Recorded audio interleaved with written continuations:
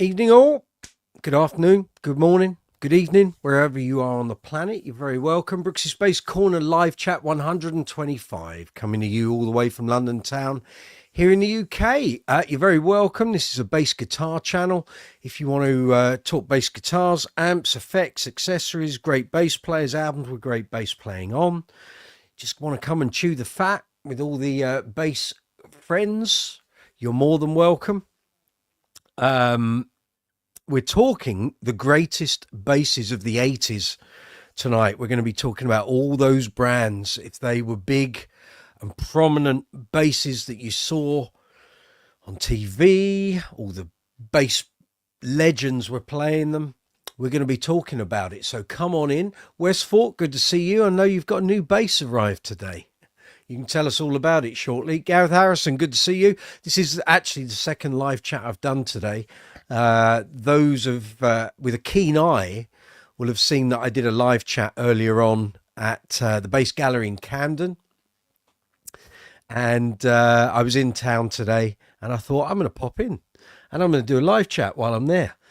And I had planned on using their Wi-Fi, but for years when I've been in the gallery, when we used to do the review days and stuff there, I could never get their Wi-Fi to work. Always a problem with their password.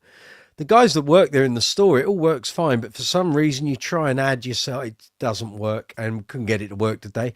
But I was very surprised that I had really good internet reception, mobile internet reception. So we did a live chat from the gallery. If you haven't seen it, you'll see it in the we'll just go onto the channel, go into the live chats playlist. It's there. So I give you a guided tour of the store, show you the different basses, all the gear, all the bits and bobs they had in there. And yeah, we had a blast. It was good to see the boys, John and Jamie. Martin was away. But yeah, all good indeed. I can see messages flying in. Westfort, you know what you're going to be talking about. I thought you might. Keith Doherty, good to see you. Visog, good to see you too. Thank you for all the messages on the shorts. Bill Derbyshire, here we go. Yes, the Bass Gallery is a great shop. It is indeed. James Howard, good to see you too.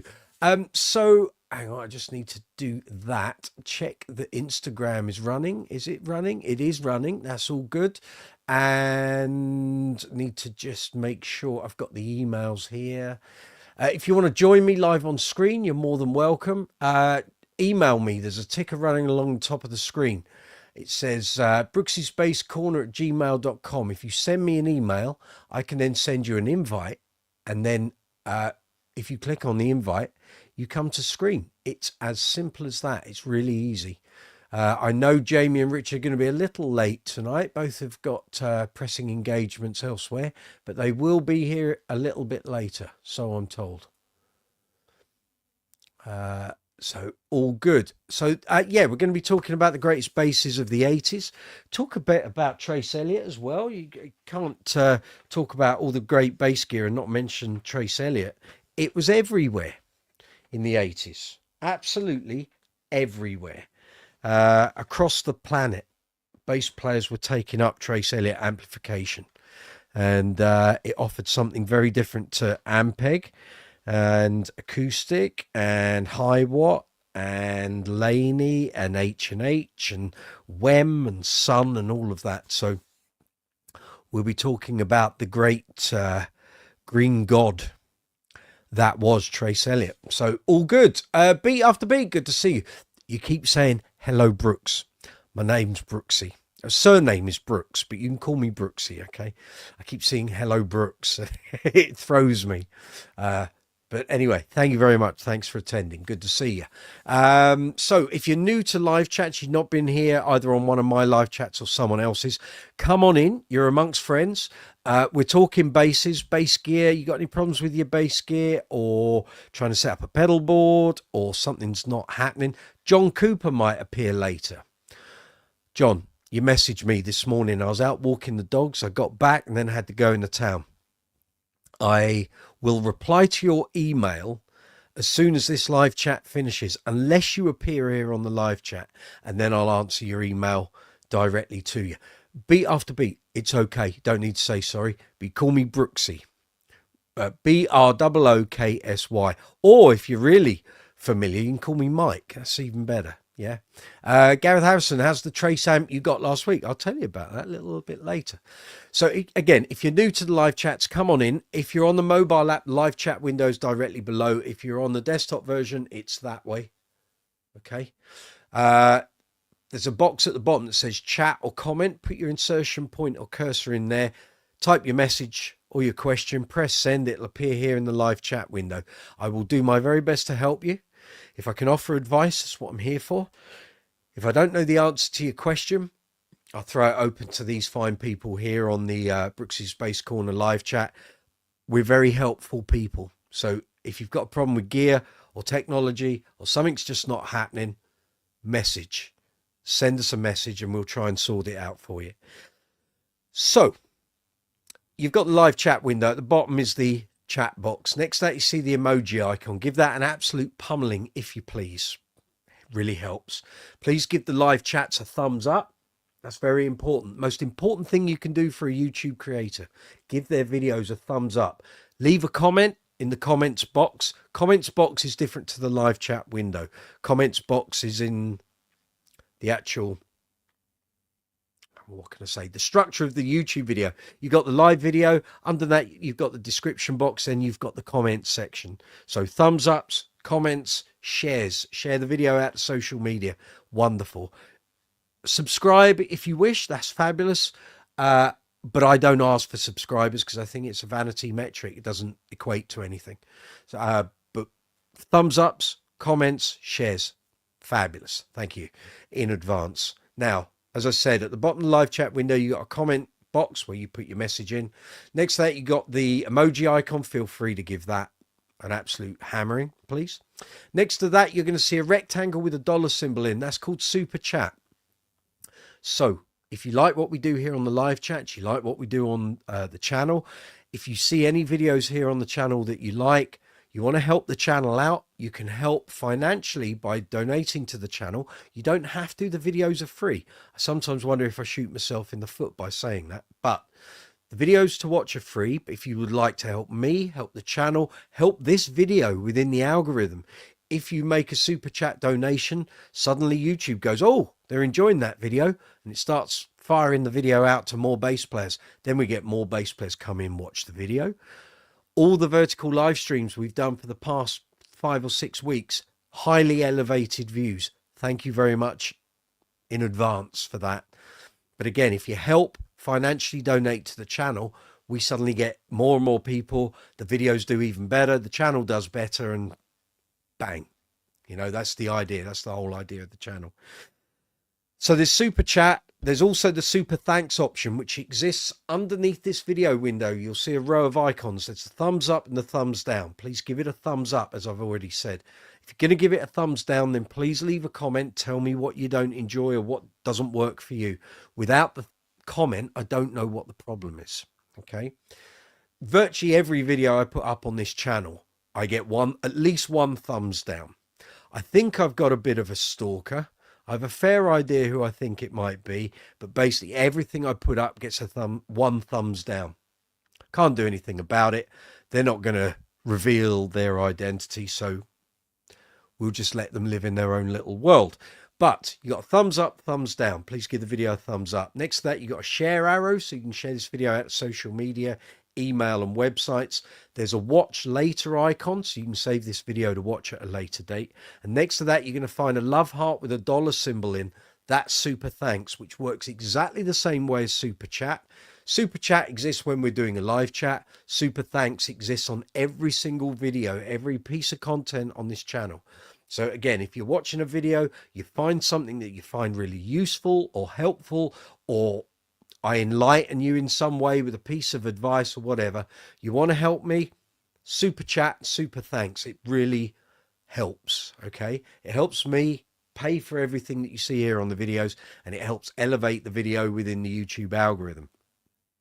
So you got the video window, you got the row of icons, we've got the live chat section. Underneath that, you got a description box. So in there, you're going to find a brief description of this video. You're going to find timestamps. I will go through and add the timestamps tomorrow. So whatever we talk about tonight, by midday tomorrow, there'll be a row of timestamps which allows you to jump through this video very quickly if you're watching it after the event. So you can go in there, look at the timestamps, see all the different things we've talked about. You can click on those timestamps and it will take you automatically to that part of the video. It will also, on the timeline at the bottom of this video, if you're watching after the event, you'll see loads of little notches in the red timeline. Those are where the timestamps correlate. So again, you can just put your cursor on it, tap it, and it will take you through to that section of the video. After the timestamps, you're going to find affiliate links for Brooks's Base Corner merch. We've got t-shirts, caps, mouse mats. We've got glasses, mugs, mobile phone cases, iPad cases. There's literally 170 products there across 15 different designs. Again, if you want to help the channel and you think, well, I'm not going to give him money and not get anything for it, please buy some merch. It really helps. It's great stuff. I wear these t-shirts all the time. I'm really pleased with the quality of this merch, so I can highly vouch for it. But then I'm going to say that, aren't I? I'm selling it to you. But for your purchase, the channel gets an affiliate amount. We don't get the full amount. If you buy a t-shirt, I don't get the full 23, 24 quid. We get a percentage of it, but it means you get something for your donation. Thank you in advance. After that, you're going to find affiliate links for Top Cashback, vidIQ, and StreamYard. Then you're going to find affiliate links for the Base Center here in the UK, merch, strings, great bases. If you have any base-related purchases, we have affiliate links for Amazon worldwide, Thomann, and Andertons. So if you're going to buy a new bass, a new amp, new pedal, strings, leads, gig bags, anything to do with bass, feel free to use those affiliate links.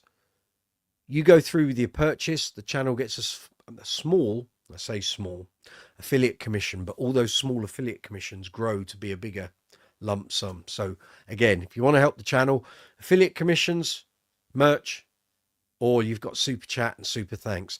After that, you've got the social media links. All done. Levi Craig, good to see you. I'm good. Can I sing? I'm a bass player. I do BVs, but lead singing, nah, not my bag. Anyone that's ever heard me sing lead will vouch for that. I'm just going back in the messages. So beat after beat, we've done that. Gareth, I'll talk to you about the Trace amp in 2 seconds. Yeah. Bill Derbyshire, you had a CMI Jazz bass copy in the 80s. CMI. It was pretty good. Don't see them now. Exactly. You can tell by my face. CMI. What's that stand for? What's the company? Right. Gareth, Trace amp. Right. I bought Nick Smith's Series 6 AH200. Smaller version of the regular Trace amp without all the hefty, huge power amp and the UV light and all that. Series 6 AH200. Small, portable, sounds amazing. Sounds utterly amazing. Now, I've played through tons of Trace gear over the years. You don't see so much of it nowadays in studios and what have you, and from hire companies, but I played through loads of it. It was always a mixed bag. Invariably, the stuff you played through at rehearsal studios was either trashed beyond belief, or they were cheaper end models, because the studios knew they were going to get absolutely lambasted and everything turned up on the full. The amount of times I used to go into rehearsal studios or auditions and the amp, everything was turned up full whack. Mental. People are mental. And for a long while, that was my experience of Trace stuff. I didn't always play through it in shops for some reason. And I always had a kind of mixed opinion of it. Everyone keeps saying it's great and it sounds great and all my heroes use it. But every time I play through it, I'm not convinced. But anyway, I bought this amp from Nick's sister. And it sounds fabulous. It really does. Maybe it's my ear. Maybe I've played through so much gear over the years that suddenly this thing has something about it. I don't know. But it sounded absolutely superb. And I don't think I got another amp that sounds like it, and Lord knows I got enough different stuff here, but it just sounds fab, really fab. So I'm very happy with it. There will be some videos very shortly. I am in the process. I've spent a day, although not today because I was up in London. I spent all of yesterday starting to really tidy this office so that I can start filming quick. So probably about another half day tomorrow of tidying up, getting everything in place, and then I can really start to hammer the long form content. So get ready. It's coming. Zoomer, I can see you. 2 seconds. I'm just going through these comments and I'll bring you the screen. Gareth Harrison, your West Home Squire Jazzer 80s. There you go. Levi, you sing. Very good. Very good. This is a bass channel though. And we don't do play alongs or sing alongs or any of that sort of thing. I've already got the impending doom that I'm going to get copyright strikes and copyright claims for today's live chat that I did at the bass gallery in Camden earlier. They had the radio on. I completely forgot. I'm filming and suddenly all these songs are blaring out and I'm thinking, you idiot. You're probably going to get hit with copyright strikes. If I do, I'm going to have to take one for the team. If I get 3, I'm knackered. The channel's gone. So we'll see. We'll see what transpires. YouTube, be kind, please. I did it inadvertently. I didn't mean to. I just hope that the amount of chat I was doing over the top kind of muffled it out a bit. But anyway, Vishog, CMI were Japanese budget copies. Sounds about right. I don't remember the company though. Westfort, you got a beautiful Jaydee from 86. You have. It's a Rhodey 1? Rhodey 2 that's been done up. Andy Stratford, I'll be joining after 9. Very good. You take care, whatever you're doing. Bill Derbyshire, yes, CMI was a Japanese-made bass. Very good. Okay, Zoomer, I'm bringing you to the stage, my man. We can talk 80s basses. How about that? There we go. Look at Sounds that. great. There we I are. figured Let me just get rid of that banner. since Jamie and Rich were they're a bit late late today. I'd take my lunch early, so there you go. We can, so it's we me can and you. chat. Yeah, that's it. Exactly. Before we go anywhere else, we're talking 80s basses. This seems to be the flavor of the month on social media and YouTube at the moment. Yeah, what is it? Let's see. Now, Scott Devine might think he's the first bloke to have a pink Kubicki. He ain't. I've had this since 1991. It's an 89 Kubicki. I got it brand new, but it was made in 89. So that's one of the coral ones, right? It's a coral pink. So, it's beautiful. But the thing is, if you look at any of the photos I've got up until this happened, painful. It was that candy pink, like Scott has got. Yeah. And it got this massive bang on a gig, and it's oxidized the paint, so it's gone far more orangey pink than it originally was. But if I showed you pictures before that happened, this was the same pink that Scott's got, but now it's a coral pink. It's changed, and it changes in different light. Yeah. So yeah. But it is what it is. I'm not going to get it resprayed. It will lose its value. So no. And fretless now. It was fretted originally, but it's fretless now. So did you defret, so all these, or did you get another neck? I'm starting to do that. Not because anyone wants me to do it. It's because we're going to do a series on it here on the channel. Right. And is that a new neck? No, it was defretted by Bernie Goodfellow. Okay. In 2002. So I wanted to have a fretless in the collection. I didn't want to get rid of this bass. And at the time it was like, well, do I want to buy another bass? I just bought a new amp rig. And it was like, no, let's just defret the Kubicki. And I'd already got the white one. About 6 months before I had this defretted. So I didn't want to lose the bass. And look, worst comes to worst, I can always have it refretted. It's not the end of the world. Yeah, that's true. Yeah. But kind of once it took that ding, that was kind of... That's really interesting. You kind of lose the, keeping them meticulous. That's so weird. It happened on a gig. I couldn't do anything about it. I wonder what the chemistry behind that is. Maybe oxygen somehow got in, or I don't know. Yeah.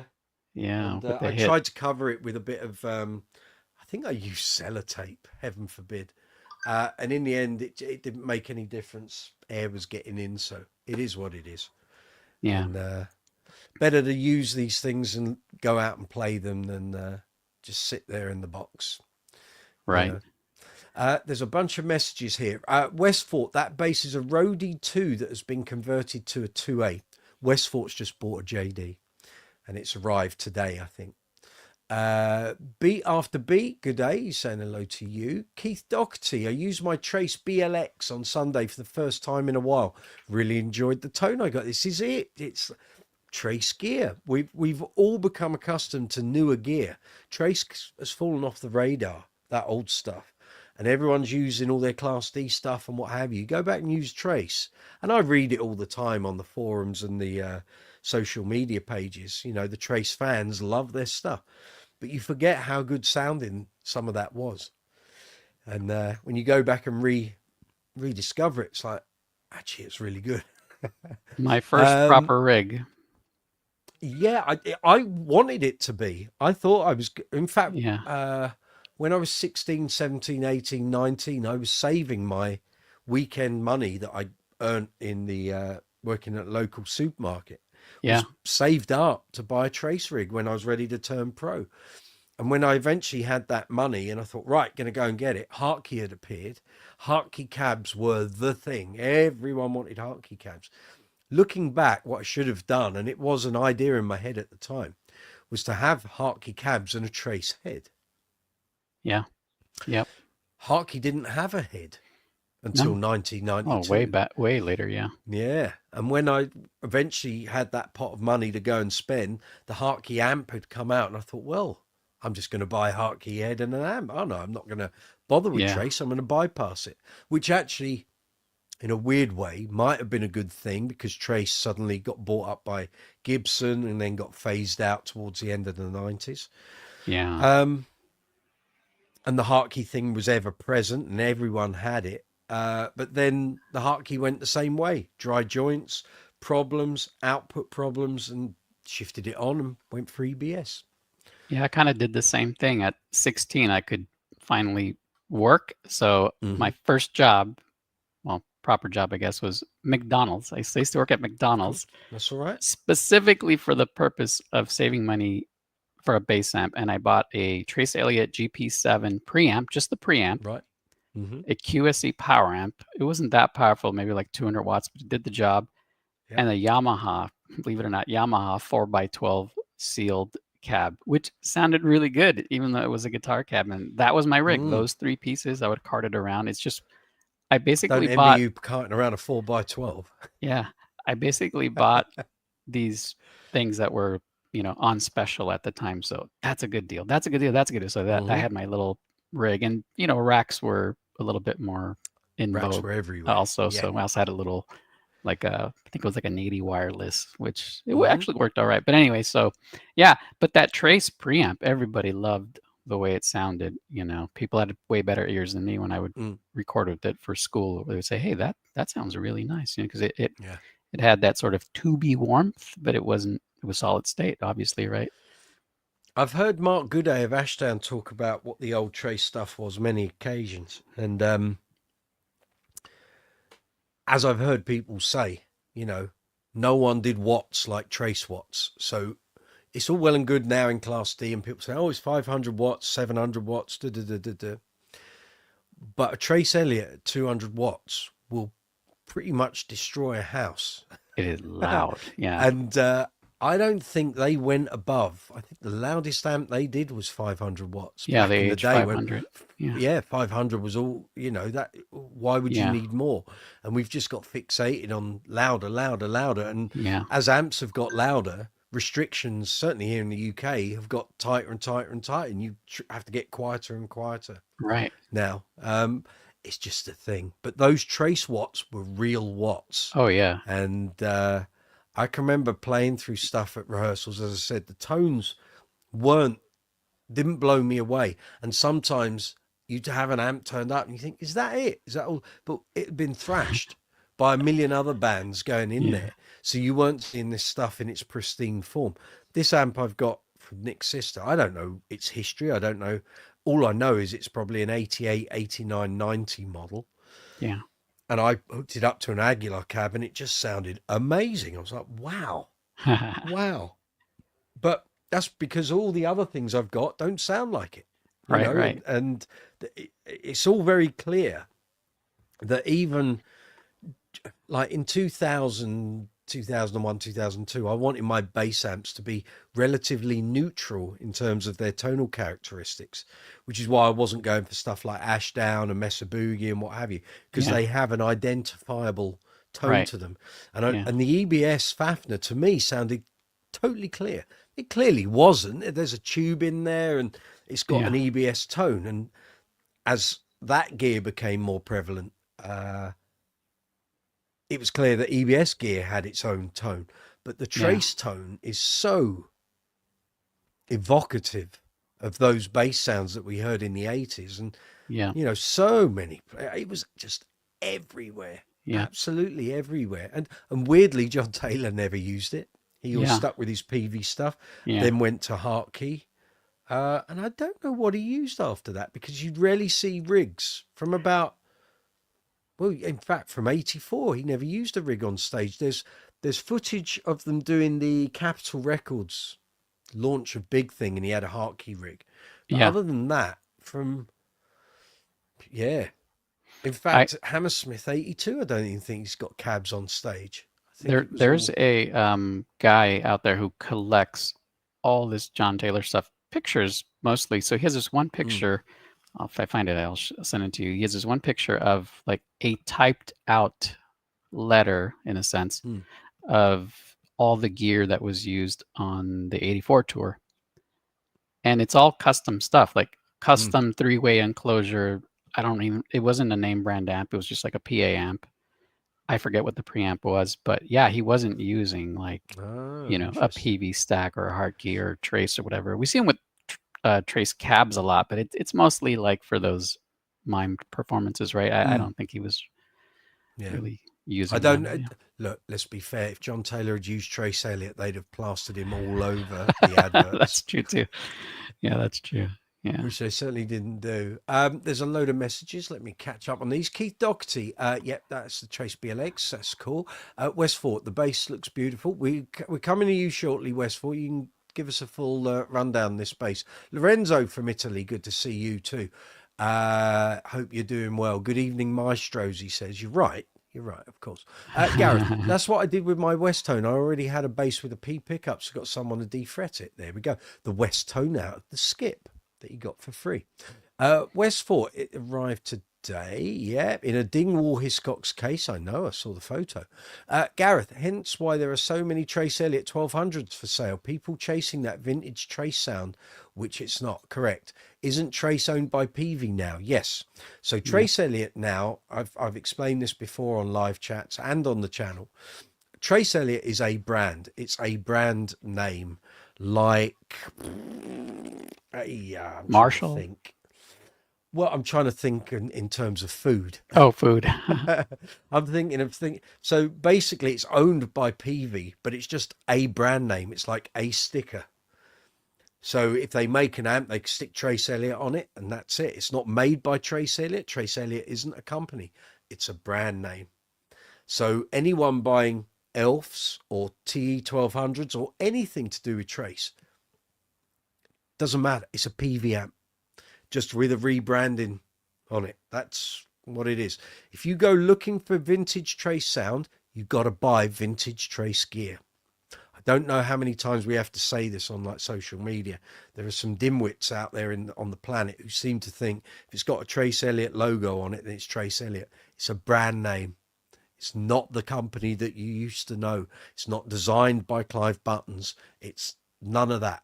So if you want vintage Trace tone, warmth, clarity, punch, power, then you better go and find some old Trace amps and cabs. That's the deal.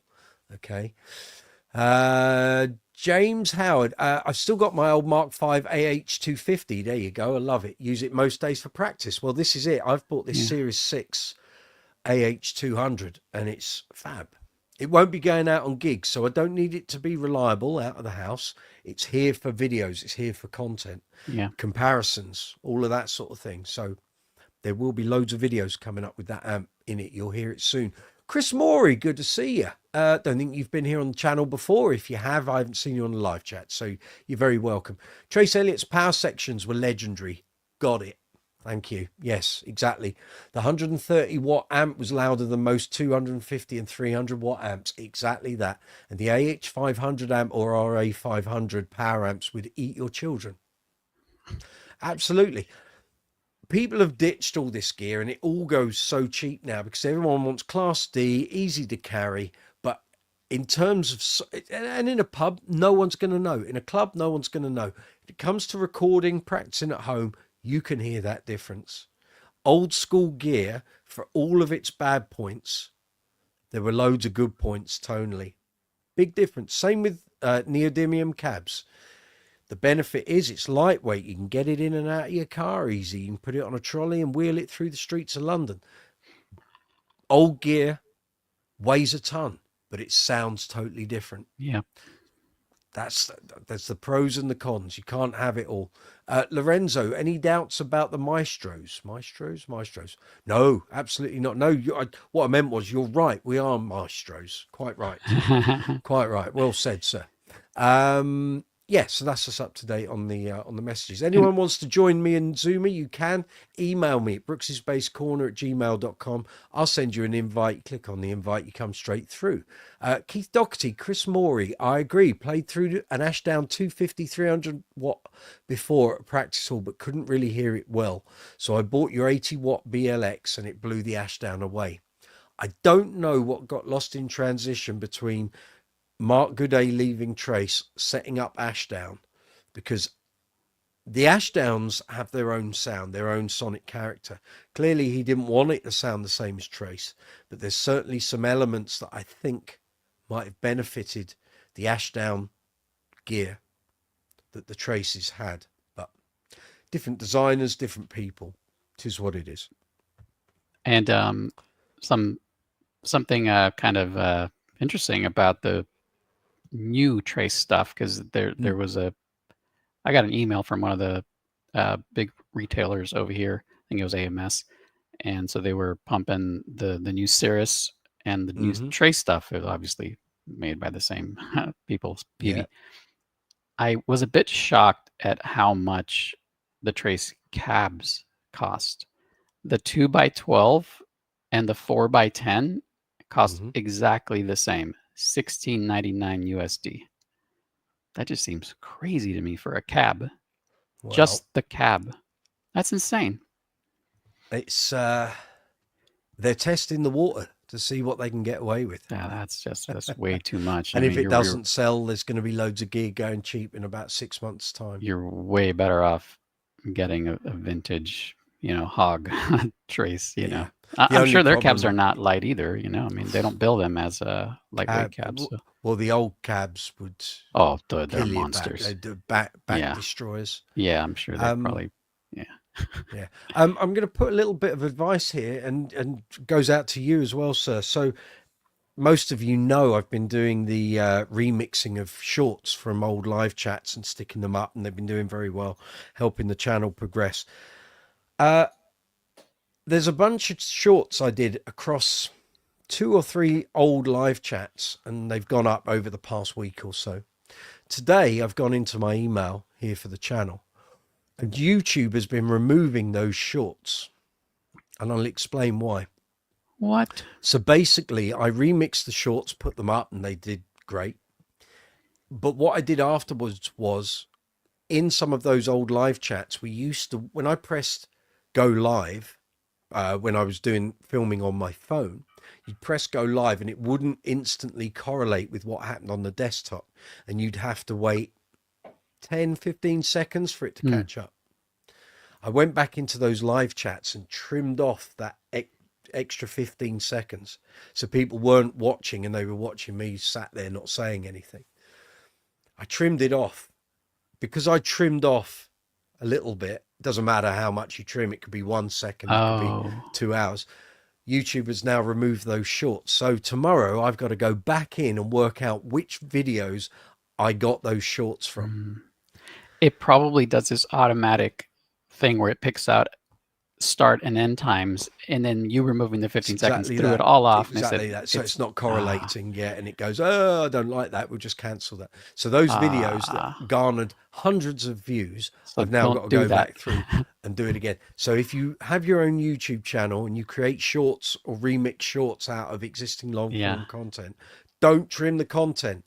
yeah. You have to trim it before you do the shorts. Before you do it, So these live chats, some of them are like 3, 4 years old. right, right. And I didn't know that was a thing, but I've come in, I've got 1, 2, 3, 4, 5 shorts that have garnered hundreds of views. I've now lost those hundreds of views. Before I forget, the chat you were Mm, referencing earlier, when you were looking at the shop in Camden, the yeah, only song that became very discernible to me was when Sting rolled up. Yeah, every maybe breath you take. Yeah. yeah, maybe you were close to the speaker, but that's the only time I thought, oh crap, I think They they're gonna had get him on that speakers one. throughout the shop, and I Yeah, started the chat, and I suddenly thought after 5 minutes, no, the radio's on.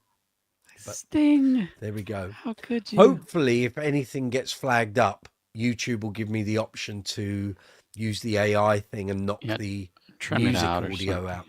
Though But that if would it be doesn't, then cool if you let you do that. Yeah. they did it twice. They did it twice. A couple of years ago, there was that facility, and then they took it away, and they Huh. brought it back again about a year ago. But last time, when I was doing the Queen gig vlog, and it started firing off over various songs, that option wasn't there. I So, I wanted to say two things about Trace Elliot. To get back to mm, that. Minor criticisms. that's I all right. never, ever, ever used the pre-shape. I thought that was way too much of a suck out of the mids. Did you ever Hmm. use that pre-shape? I I just never have did. done. It's a different sound, but you've got to Yeah. remember back in the 80s, that was the sound. Yeah, No I just mids, couldn't lots of couldn't bass and couldn't get on treble. with it. Yeah. I guess I was I never think it, that much of I a think it thumper, depended a lot on what bass you use. Got to That too, remember yeah. now, a lot of the basses back then didn't have 3 band EQ, they had two at most. Yeah, yeah, yeah. So you've now got that ability to add mids on your bass. But it was a sound, and for ages, companies they would call it a mid contour. Yeah, So yeah, you stick it in and it just suck all the mids straight out. It's yeah, kind of that jazz bass, both pickups on full mid yeah. cancel, Mid you know. cancel, yeah. And the only other thing was something very specific where I bought a BLX combo. It was Mm-hmm. crazy heavy for the size. It was Mm-hmm. maybe a single 8-inch speaker, and I ended up selling that one because it was nice. It was loud, but I think they missed the ball on that one because it really needed a tweeter. It didn't Mm-hmm. have enough high end, and Yeah. that was the only one Yeah. that left me scratching my head like, why? What? This could have been so awesome. It's Well, I just think the also the yeah. BLX came out before most companies were starting to add tweeters because it took a while for Hartkey to do that. They didn't do that till 96, 97, I think, Yeah, which is why Stu Ham used to advertise the bright. Well, the bright Trace had box. the bright box, Yeah, but the then bright box. Hartkey did a similar one. Oh, they did. I never saw that one. Yeah, there was an advert actually. 2 seconds. Let me see if I can find a copy of. Here we go. Just pull this out. So I've got some magazines here. There was an old bass player advert with Stu Ham, and he had the whole rig. So he had like a 410 on top of a 215 with the bright box and the 7,000 head. Bear with me a minute. I I'll remember find it. Doug Wimbish having that on the Trace side as well. Yeah, yeah. A lot of the percussive players had them, but bizarrely, Mark King never did. Yeah, isn't that interesting? Yeah. Let's have a look. See if I can find this. People are going, "What's he looking at?" It's like I'm trying to find it. Advertisers index would be good. So this is an old BP magazine. Sure, they had an advertiser. Is that it? Come on, Michael. This isn't great TV. Here we go. Hartkey, page 12. There we go. See, I know Let's what I'm see that. talking about. Oh yeah, That is crazy. So it's 212s, I think, not 215. Yeah, I think it's 212. Yeah. So I don't know. 212, Maybe, 410, maybe. 45s, I think they were. Hang on, I'll tell you. I don't know. Those might be 15s because we're only looking Four, at. it was called a 405 XL high frequency array. The Oh, Hartley oh, high frequency array with the 4 5-inch drivers gives me lots of presence in the top end without too much bite. It's a smooth sound, not harsh at all. oh, I wouldn't Yeah, mind the trying one of those just 7,000 for amp. fun. There you go.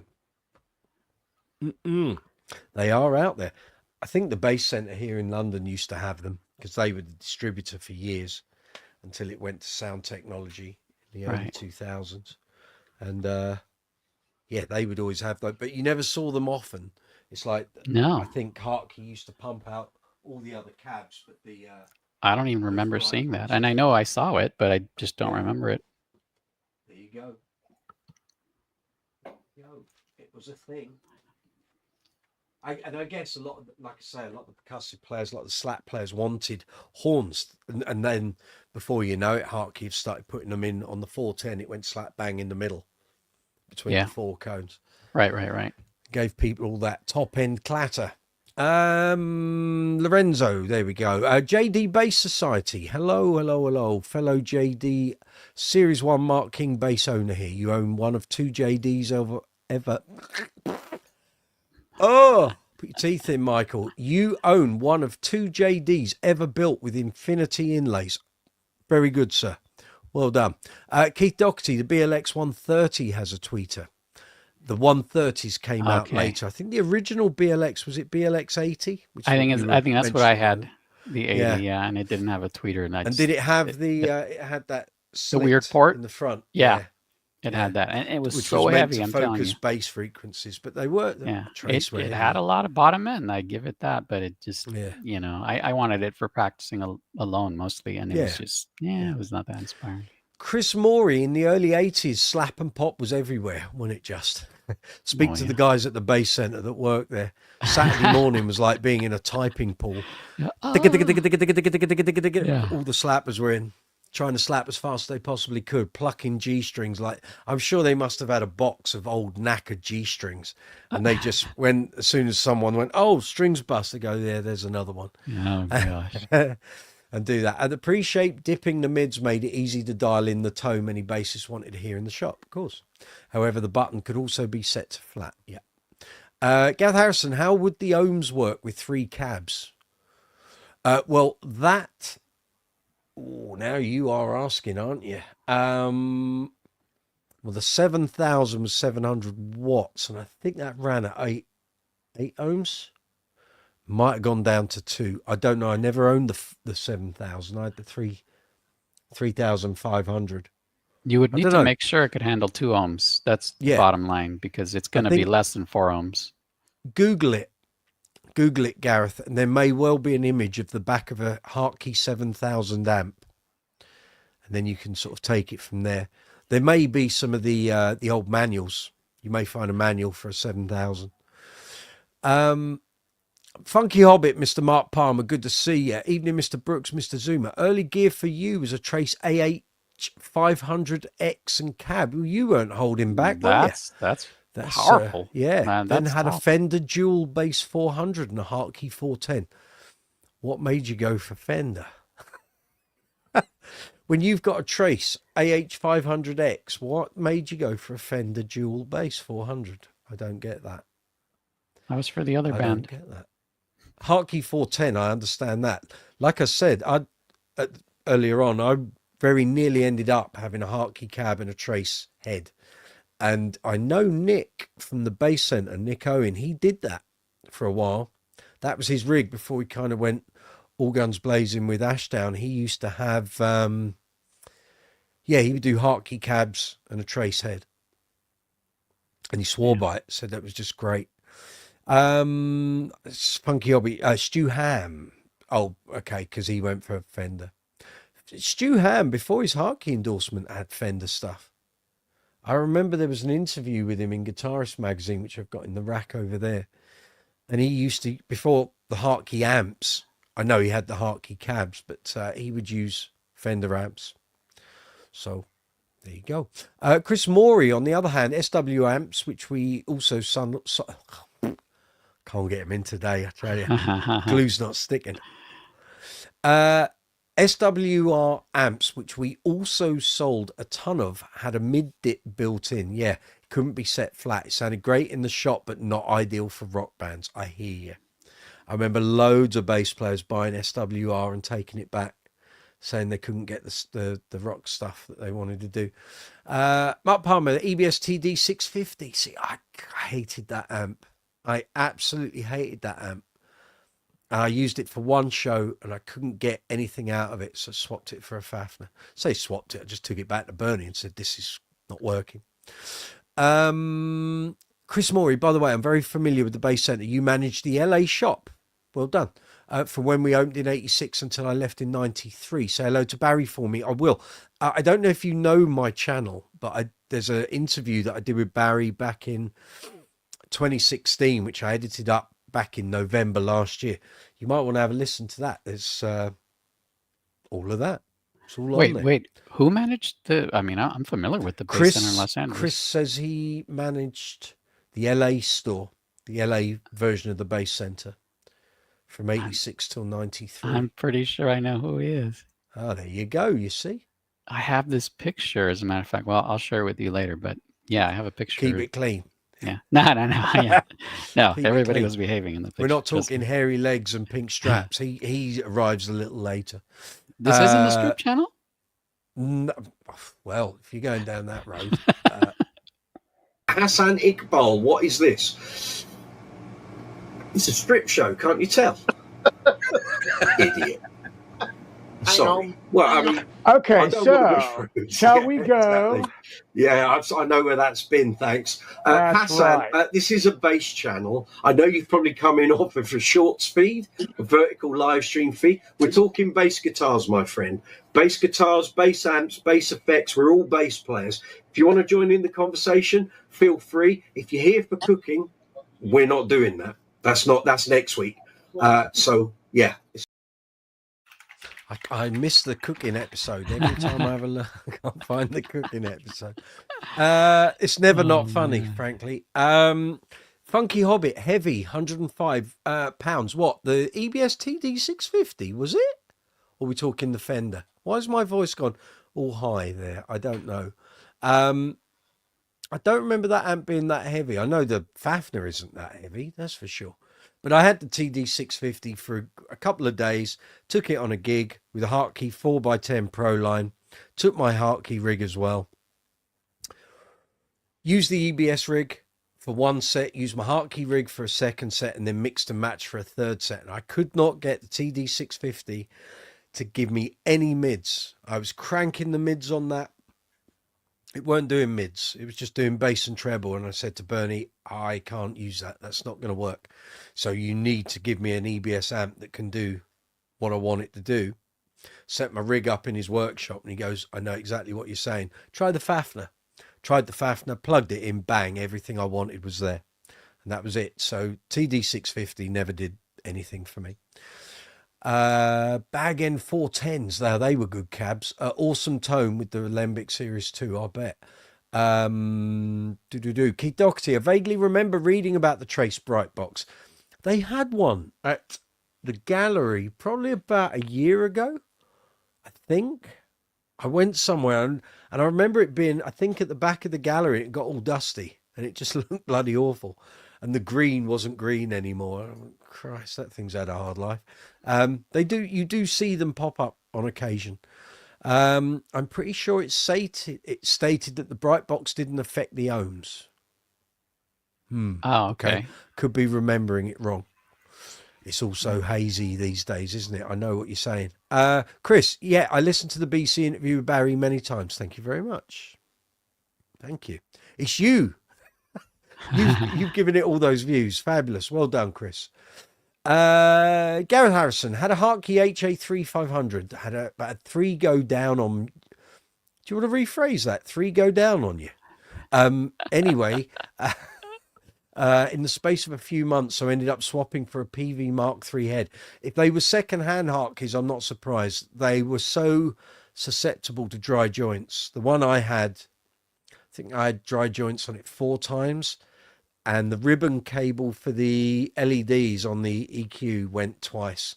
And round about early to mid, I see you there, Rich. I'll bring you to screen in a second. The round about early to mid 2002, the power section started having issues as well, and I was like, I'm not having this, and I can't keep bringing it back to the base center for repairs. And if dry joints are going to keep occurring, I'm not sticking with it. I'd had it 10 years. It did loads of gigs. So I went down the EBS route and sold the hotkey on to some poor unsuspecting fool. So he bought that and the 4x10. So there we go. And I have a hotkey combo here. I've got a 210 with a 200 watt head. When I want to refer to that hotkey tone, I've got it there, but hasn't been out on any gigs for a long, long while. Cooking show, yes, it's coming your way. Brooksy does cooking. Brooksy's cooking corner. That's what that'll be. I'm expanding the empire. Don't lie, it could happen. It could well happen. Me doing cakes, if I get my sister on here, we'll take over the world. Don't worry about that. Mark, bag ends. 4x10s were heavy, yeah. You started with an HD 350. I've got to stop staying on my headphone lead. Started with an HD 350 and a Fafner from Bernie in 2003. I had an HD 350. Fabulous. That absolutely blew away the TD 650. Much better amp. Basically, you look at it and think it's the same front end, but something about it had a much better... it had more of everything. And I love that HD 350, but I had one of the early 8 ohm versions, which meant I couldn't use 2 cabs because all my cabs are 4 ohm. Bernie always said there was an upgrade kit. There was no upgrade kit. He was just talking rubbish. So in the end, that went, I think in, now 2018, 2019, 2018, I think. Sold it to Rob Flack. Rob, if you're watching, good to see you. Great amp. I toyed with actually buying a 4 ohm HD 350 because I just thought it was such a great amp. But the Fafners I love. That's why there's 2 in a rack over there. Visog, you saw Doug Wimbish with a double trace rig. Yeah, and Brightbox at Manchester Bass Show. He was quite the clinician for trace for a long time. Chris Morey, Keith Doherty, correct. The Brightbox did not affect the... We have There we go. Intelligent people here on Brooksy's Bass Corner live chat. They never let me down. And in fact, before I go any further, I've just realised I haven't sent an email to Lee Sklar inviting him today. I need to get off my backside. 2 seconds. Let's just can't not send Lee an invite. He'll be going, "Where's my invite?" He won't, but sounds good. 2 seconds. Let's just do this. You never know. You never know. He's a lovely man. Leland Sklar, there we go. Live chat invite. A good friend of He's mine not invited me this week. A good friend of mine once had jury duty, and lo and behold, he turns around and Lee Sklar's in the pool with him. So he talks to him for 3 hours, and he said he was an amazing fella. He had a great time. Yeah, he's top man. There we go. Send that off to him. I got that right, haven't I? Yeah. I don't like sending out emails with spelling mistakes. You've got to check it before you send it, Mike. There we go. Right, where are we here? Mark Palmer, a great tone from the HD 350. Correct. Found the Fafner a bit valvey. See, I don't get that. I don't think it is that valvey, to be honest. I've had quite a few amps tested a lot, of course, for Bass Guitar Magazine and Bass Player that have had valves in the preamp. I didn't think the Fafner sounded valvey. And to back that up, I would say I've seen, or when Marcus Miller was still using EBS, I saw him with Fafner heads far more often than I saw him with TD 650s. Although, to be fair, that would have been down to what was available in particular countries that he was visiting. So, but I saw him a couple of times at Festival Hall, Bass Centre, when he played at the Bass Centre, and he always had Fafners. So, who knows? We all have different ears, of course. of course. Bill Derbyshire, your first proper bass rig was a PV Mark III head. Now we're talking. Built like a tank. And a PV 410 and 1x15 cab. Most of the time playing pubs, you only had the 4x15. 4x15. 4x10. 4x15, you'd have been dead and buried by now, Bill. 4x15. Yeah, good luck with getting that up the steps at Smoky Joe's in Maidenhead. Mark Palmer, in ears for 4 years now. Yep, agreed. Although I still have to when I'm doing Queen shows. The Queen show I did at the weekend on the Isle of Wight, some of you might have seen the live chat or the shorts that came from that. I had the Aguilar SL212, had the Trace Elf. I had to take the drummer. We weren't convinced we were going to get all the gear in the car. As it was, we had loads of room. Next time I know I take that drummer with his kit. I'll take my AG700. In his full now, but still play through a GK RB1001 and a 410 when practicing at home. Quite right. You got to remind the neighbours who they're living next to, Mark. That's what I always say. I like the GK stuff. It's great. Yeah, yeah. I never owned one, but whenever I've got an MB200, the small Class D, the little there, one, yeah. and I've run that with a EBS Neo 212 on many gigs, big barns of places. It's been more than loud enough. People look at that amp and go, oh, it can't be loud. It is. If you match it with a decent cab, they're great. They're great. Chris, Lee is amazing. He is. And one of the nicest guys you'll ever meet. Correct. Yeah. He was here on our live chat about 5 weeks ago. He did 40 minutes with us just prior to doing a live chat on his own hang with his subscribers. Funky Hobbit, Country Taco, have a great day. Thank you. Hope you're enjoying the live chat. It's good to see you.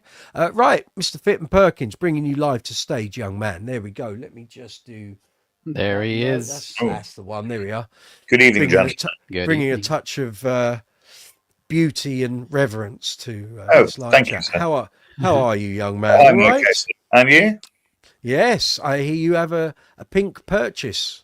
I not a purchase, trade. Oh. Yeah. Okay. What have you acquired? I have acquired a Fender flea bass. Saw one at the gallery today. Shell pink. Centric knobs. Really good, actually. Faded shell pink as well. It is. Yes. It's right here, actually. Oh, there we go. Yeah. One of those. Very nice basses. Quite battered. I think they tend to be like that when you get them out of the box. I think a group of Mexicans at Ensenada probably kicked it around a car park or something, Yeah. That's the general deal with that. Road worn is the battered. Yeah. There you go. Look. But that's it, brand new.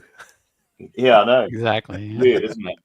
And some actual vandal has actually written with, of course, something sharp on its actual back plate, and it says FLEA or something. Yeah, I don't know. Very strange. Guess what that means. That's right.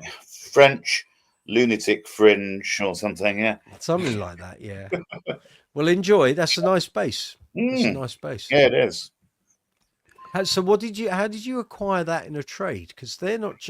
Well, the one I saw today was £1,200. So, what did you trade? A used one. It's been monkeyed round with a bit. I did a straight swap with a friend of mine in Manchester for for the Nate. The Nate Mendel. Yeah, that one. Yeah, that's right. Yeah. Oh well. Yeah. Okay. Yeah. There you are. Yeah, and it's actually got an added series and, of course, parallel button on it. Okay. And a baddest 2 as well. So, yeah. Okay. So, yeah. Very good. It's all right. Well, nice. Yeah, Jamie's going to be a little later tonight. He's busy doing stuff, but all good. So we're talking. We haven't even got ready. We've been talking Trace Elliot for the past hour. God, it's 9 o'clock already. I was actually driving down. Actually, ear rolling in. Oh, yeah. Well, as I've said many times before, people use my live chats as podcasts. I don't market it as such, but they listen to it on the way home from gigs. Sends them to sleep. They have to stop in the services for a quick snooze. But I consider it an honor if I put somebody to sleep. You know? Well, last week my sister was in hospital, and I said to her, just put on the bass string experiment There roundup you go. video, 2.25 hours. You'll be Yeah. off in 5 minutes. I guarantee it. Yeah. Mark Palmer says, evening, Rich. James Evening, Howard, I Mark. still use my Gensben Shuttle Max 9.2. I've got one over there, James, through a Fearless 1561. Awesome. Good stuff. Mark Palmer, a friend of mine, is interested in a fully loaded Series 2 status. Okay. Fully loaded Paramatrix, tri-LEDs, the lot, Cocobolo facings. Now the seller's messaged him that it has dings. Yeah. Matrix. Most people. Oh dear. No, sorry, no. Paramatrix. Yes. Fully loaded Paramatrix. Yeah. Means it's got loads and loads of Buttons. to play with. Yeah. Yes. Your friend, Mark Palmer, which is probably Mark Littler.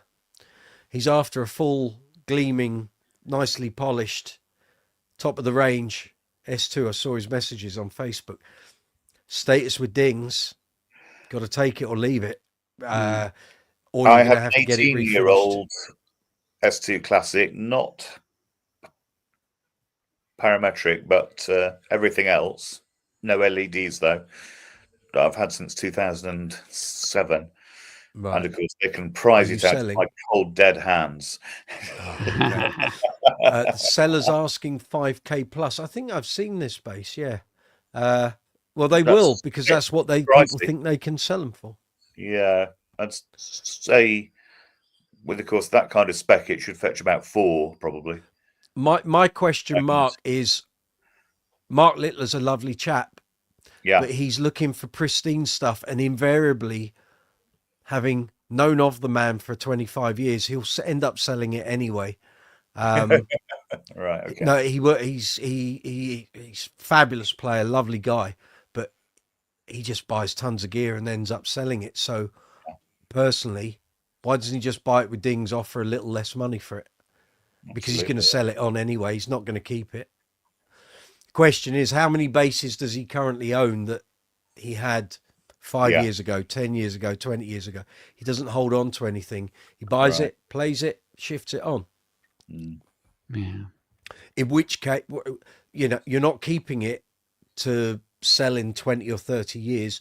He's buying it because he's got an itch he needs to scratch, and seller won't budge. Well, then he won't be getting it, will he? Absolutely. Or he can buy it at the price the guy wants, and he's going to have to get it resprayed. But Yeah. good luck with that on a status, because as I said, the one I sold to Robert Mitchell, that was going to cost me in excess of £1,000 for a respray, and that was from 4 or 5 quotes from. It was from Sims, from Status, Bow Finishing. I didn't ask Dave Wilson because he was too far. That is actually because they aren't just actually lacquered. It's an actual mix of lacquer and the actual graphite binding agent. That's right. So it's but that's a Cocobolo facing, but still the status lacquer is thick stuff. The reason people charge so much, it takes bloody ages to get through it. And, that's right. And redo it all, and multiple layers of spraying. Well, it's an itch. It's you'll have to decide. Yeah. You want it, you got to front up the money. If the guy's not going to drop the fee, someone's phone. That was me. That's you, is it? That's all right. That's all right. And I'm gonna have to get going soon because it's my my lunch hour's up. But no problem. I wanted to contribute to the topic. Okay, then. Lovely. It might well be that we do the bases of the 80s another time. There we go. Nice. Well, maybe we should, because I just got it's this a big one discussion topic. We can Saturday. make this part 1 and we can do next week part 2, you see. Yeah, I just picked this up Saturday, so this is nice. The new baby. SB Elite 2. Elite 2. SB Elite 2. Show me it again. I bought one of those off eBay for about 115 quid. Oh my goodness. 2005. But it was the worst 115 quid I ever spent, because it certainly didn't look like that. And the screws were completely knackered. Someone had taken a felt tip pen to the position markers, and it didn't work. So I ended up tightening it up a bit and moving it on. You better go. Someone wants you. Catch you later. Take it easy. Bye. Bye. Bye, Zuma. There we are. There we go. So it's me and you. Me and V-Lad. Yeah. Right, let's rattle through these. He's trying to itch for sure. Been trying to prize me of my 20th anniversary. Never sell it. What? Well, no, Mark Palmer will sell it because, again, history dictates he will. All right. Yeah. What's his thing, Mark? What was suddenly after items of base lusting? What's going on with him? Why is he after these things? He inquired about my GB Spitfire. Probably, I think we were in lockdown, and I get only to mine. Evening, George. By the way, hello, George. Good to see you, my friend. Yeah, I don't know. He wanted to buy my GB Spitfire, and I quoted him a price. He went, you got to be joking. I can get one for about 500 quid cheaper than that. I said, we'll go and get one then. If you can find another one. And I don't think he ended up buying one in the end. Again, he wanted a Daphne Blue Spitfire. Everyone always wants a Daphne Blue Spitfire. It won't make you play like Mark King. The actual sort of key actual phrase is find another. Well, that was the thing. GB Spitfires at that point, they were, well, I don't see that many come up anyway. Very rare. As it is. So, yeah. Has he got new projects, Mark? Is that what he's wanting these bases for? Is he doing something new? Or is it, as we said, just an itch that needs scratching? Because he does generally a Red Hot Chili Peppers tribute. And I've seen him with all sorts of jazzes and stingrays and stuff over the years, but it's all good. Right, let's get into this basis of the 80s, because that's what the idea of tonight. We've been talking for an hour and 10 minutes. I haven't even got there. No projects, just an itch. Right, got it. Okay, right, let's get into there. Anyone wants to join in by video, you can. Email me, as ticker running along top of the screen. brooksysbasecorner@gmail.com. Send me an email. I send you an invite. Click on the invite. Come live to screen. It's what Rich did. That's how we do it. Right, I have a list here. And what I'm going to do, because we're on vertical live stream, so I've got to try and make this look reasonably presentable for people at home, as opposed to when we're doing it horizontally. So I am going to open up a page in my word processor, and I'll share it on the screen, and we'll build the list as we go. I will zoom in full screen then in that case. Yeah, let me do this. So That's bigger. Going to do, give me 2 seconds. It's got to be, we've got to do this properly, not half-assed. Let's just check. Yeah, we can go a bit bigger than that, I think. Let's go for 20 point.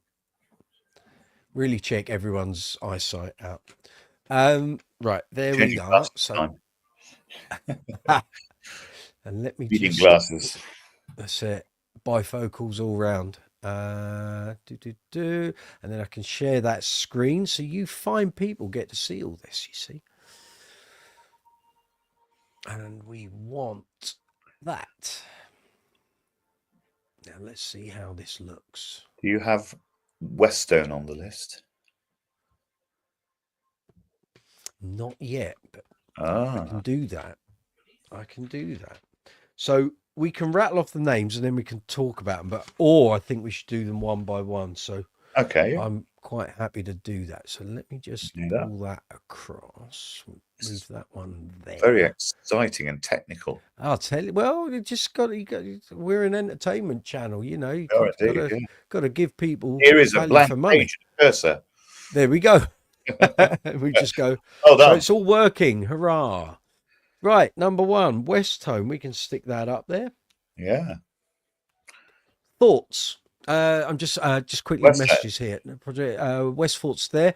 Westfort, hello. If I had more than 2 megabyte upload with Sky, I'd be on StreamYard in an instant. 2 megabyte on StreamYard. 2 mega upload. Typically, the people in the US have a much lower, you know. But Mark's in Newcastle. Oh, okay. Well, you know, up there as well. Yeah. Where you'd be on StreamYard in an inch. Oh, I see. In terms of coming on camera, that's all right. It's all right. Right. What we'll do is we'll do these one by one and then rattle through the pros and cons and then go on to the next one. So by all means, put your suggestions in the comments section. Put your suggestions in the live chat window. In the 80s, you've got the Thunder with the single P pickup. You've got the Thunder 1A. Yeah. With the active preamp in it. You've got the Thunder 2, is it? Or Roman numeral 2 and a 3. Which has the 2 P bass pickups. That's it. Yeah. You've got the 3A. Yes. The 3A and as well. Then you've got the one with the sliding pickup, which we discussed. That was the rail. Yeah. But they were great basses. Look, a lot of them, at the time, the bulk of them, yeah, they were on the same production line as the Arias coming out of the Matsumoku factory. Yeah. So although they didn't have the same circuitry or pickups, and some of the wood working, I saw a West Tone today at the bass gallery. It was hefty. It was bigger than my Aria SB. It was really thick, and I thought, I see now sometimes, you know, even though it was made at the Matsumoku factory, you can see why that was the cheaper bass. But it's what they are, you know. But they had a market, and people that couldn't afford Arias and what have you. Yeah, that's right. West Tone was a suitable step into playing bass. They weren't that expensive. Yeah, you know, they were affordable. They were within grasp. Okay. And some of certainly the 3, and they did a headless. Which is that the 3? That was the rail. No, they did a headless that wasn't a rail as well. Oh right, okay. Because I know someone that had one. He played in Wham Duran, which is a Wham Duran Duran tribute. Funnily enough, guy called Dave Croft. I haven't seen him. I saw him on the very first gig I did, and I'd heard lots about him. And he had this bass, and he was playing it through my Hartkey rig, and I thought, wow, that bass sounds amazing. Never met him again.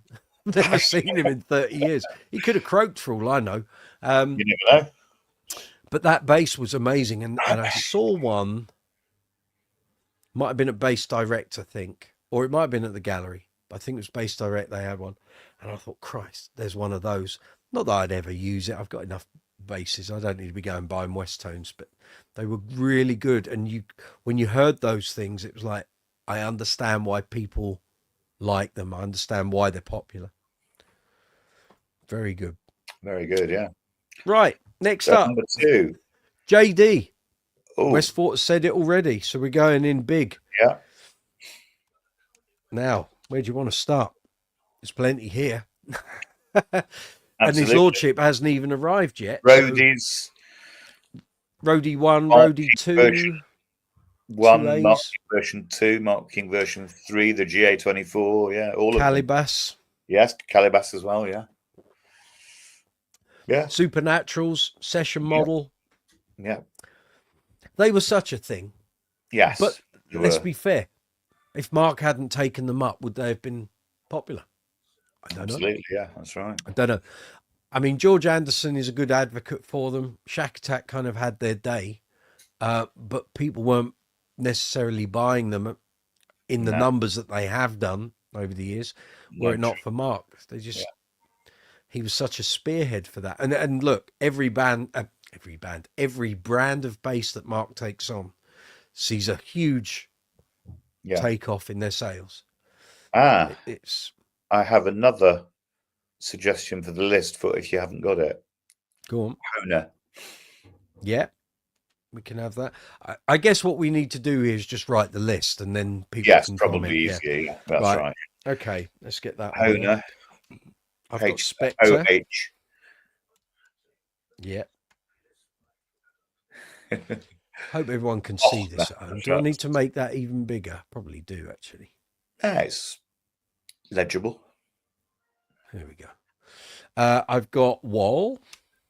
I've got Status Graphite. Yeah. I've got Steinberger. I've got Kubicki. Yeah. Yamaha. Although Yamaha obviously existed before, but they became very prevalent in the 80s. Dare I suggest Fender, because Fender did try and bring out Fender some instruments became very different. things. Yeah. Steinberg, Washburn. Again, they Oh, were around the 70s, but yeah, they became very prevalent. yeah. Alembics very became good. very prevalent in the 80s. There's 14. Pedulas. Pedula, yeah. Pedula. I met the man. I said, how do I pronounce your surname? And he said, Pedula. What's the French brand that used partial Lag. necks? Oh, Vigier. Vigier, that's right. Yeah. Yeah. 80s, think 80s. What else was around? Steinberger we've got, haven't we? Yeah.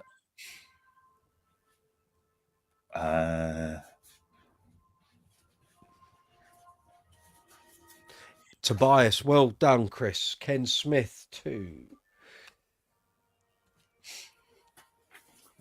They're all coming out. That's probably about another £4. Warwick, yes, and Tune. I saw a Tune bass at the gallery today. There's actually a Tune bass on Bass Chat at the moment for sale. About £800. Marlin, yeah, of course. Marlin, oh God. Catalogue bases. Encore, yeah. We're going into 2 pages here, folks. Oh, epic. Now we want to do format here, so I want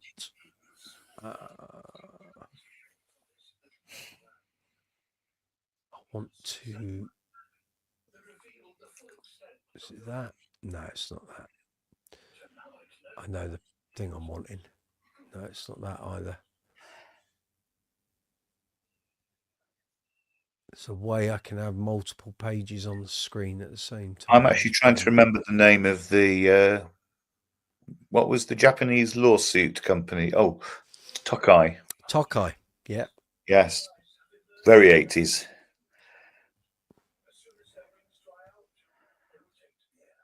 Oh, something a friend of mine has for sale at the moment, actually, a bass by the Korean keyboard maker. Kawai, yeah. No. I can see. Let's go here. There's loads of people posting a lot here. Yeah. Right. Let's go. West. Yeah. I'll rattle through these. Done that. Right. Jaydee. Going over the Virgin cable soon. Good. Yeah. No, Mark. You're fine. You're good. Wall. Yeah. Responsible selling lots of wall bases. Oh, I think I've put that on there. Yeah. Yeah, already. 10. Yeah, that's right. Yeah. I'm just thinking of all the Japanese brands. There was Columbus. Yes. Owned one of those, actually. Was there a company called Starfire? Rings a bell. I'm not sure. Clayton's. In fact, let me just. I'll Google it. Check. Hang on a minute. I'll have a look.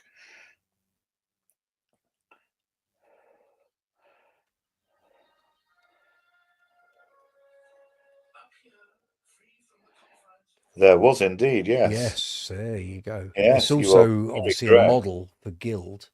They made a sort of a jazz copy and a P copy by the looks of it. Yeah. There we go. Yeah.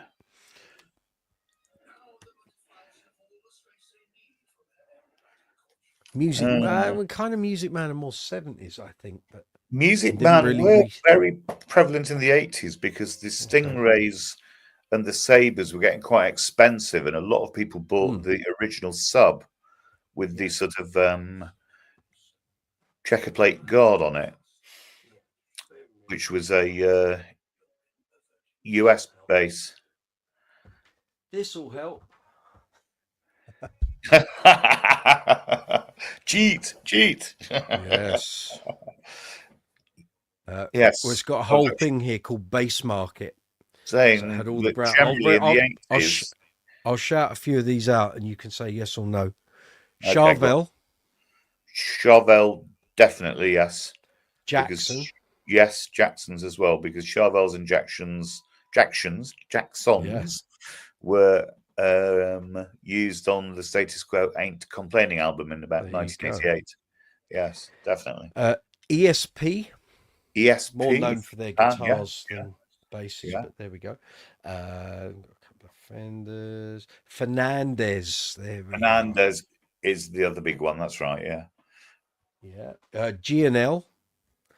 And they've GNL got, I've got a picture was here. just getting going at that point. G&L Interceptor. And I saw one of those. Oh. In the last 12 months, I've seen one of those Right. physically. Very good. Amazing. Yeah. So GNL is number 32. Goodfellow. I've got that in there so we can Goodfellow Did they GV. start that early? Mid-80s. All right, okay. Mid-80s, yeah.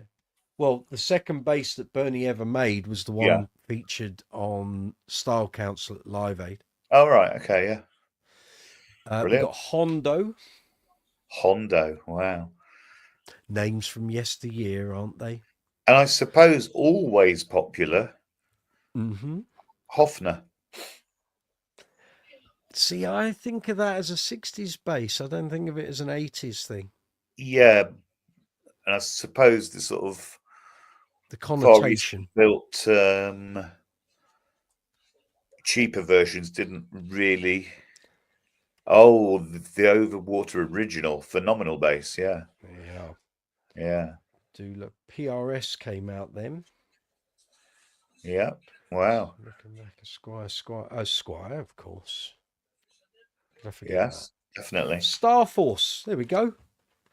Did I say Starfire? I said. I meant Star Force. But... Both. All right. Okay. Yeah. I think that'll be plenty to be. So when Jamie comes on, it's be like, right, it's 40 bases. Yeah. And Tokai, Warwick. Name 18 of each. That's it. Off you go. We'll see you later. We're off for a cup of tea. Yeah. And Yamaha Zon. Did I say Zon? I'm not sure. You didn't say Zon earlier, no. Right, Zon's coming in. There we go. Zon so you find people who are tuning in for Live Chat 125 can come up with any other prominent bass brands that were big in the 80s that's on that list. I'm not sure if it's 80s or 90s, but Dean. I think it's early 90s Korean, isn't it? But I think so. I think so. Not sure if it came out slightly earlier, but anyway, yeah. I think so. Now I'm going to see if there's a way I can do this and get all of this into a table with 2 columns.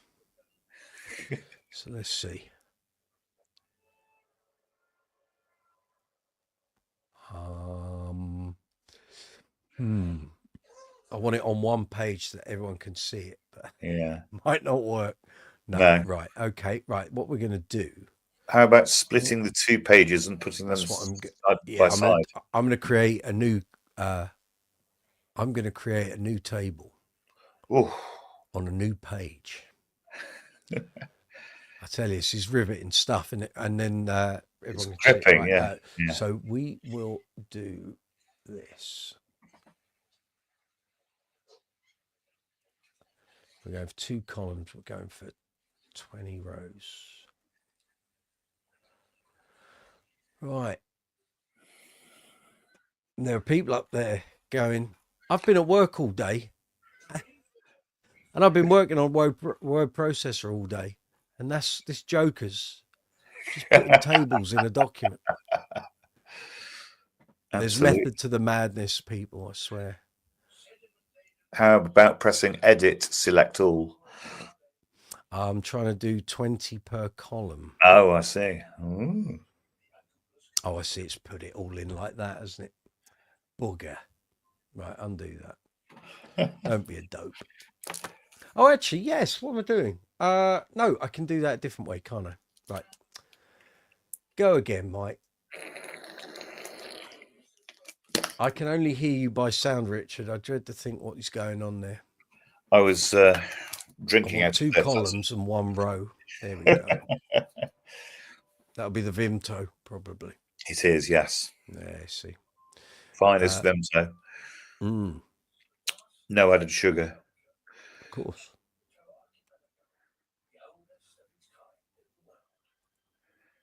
There we are. Much better. I'll come back and edit it before people go, oh, you've gone over a line there.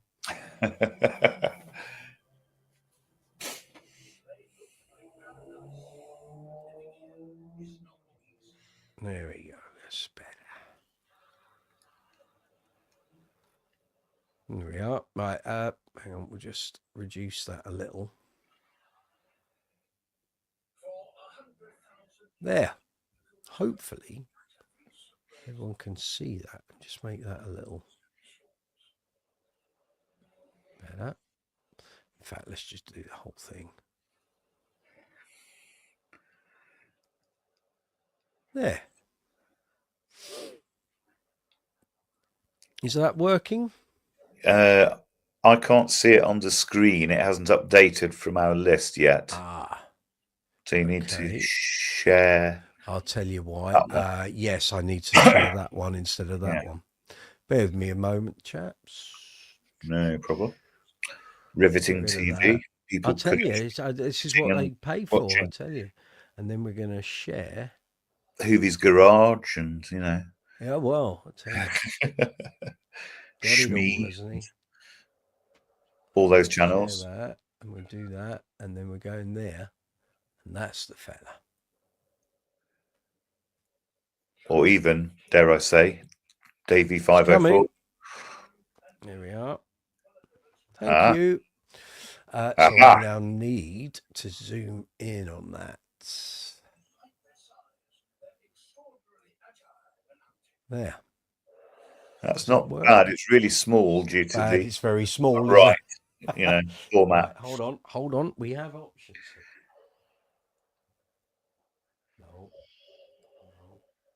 No. Smart. Not getting there yet. No, it isn't. It's not doing its trick, is it? It's going to have to be. Come on, StreamYard, you can come up with some better options than that. What's that? Screen layout. Actually, if I now zoom in on it, it will work if it zooms. No, it doesn't. Hang on a minute. If I do it that way, can I zoom the whole page? Yes, I can. There you go. Now I can see it. Yeah, okay. Is that all right? Yeah, you're right. Grand. We want... But it takes you off the screen. Oh, well, so it's fine. Let me do that. Let's have that. Or that. That's and it. But the list has now disappeared again. But yeah. I'm coming back to that.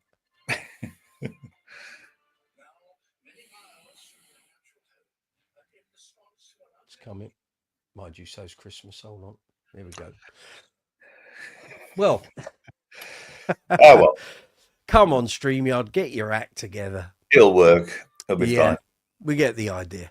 Yeah. West Tone was a great introduction. You had a super headless. There we go. That was the one.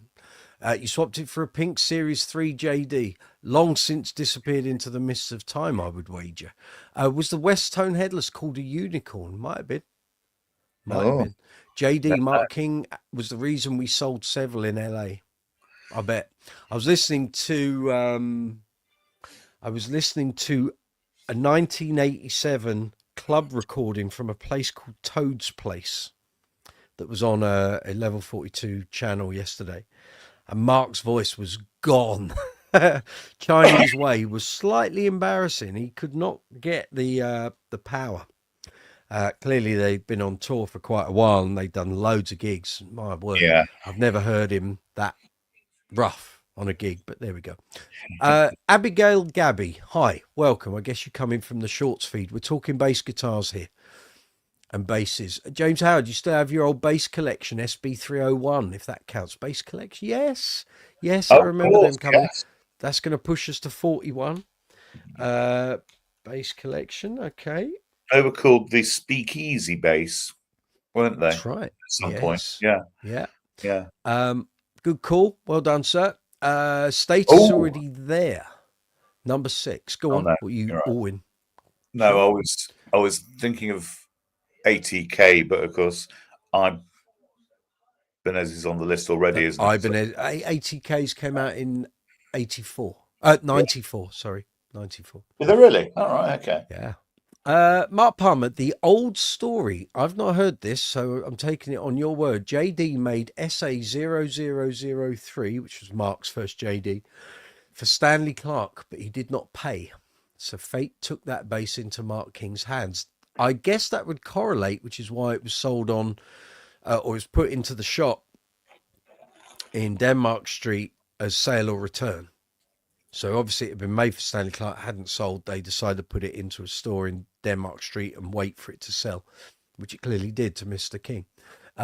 Chris Warwick, yeah, we've put that in. That's all cool.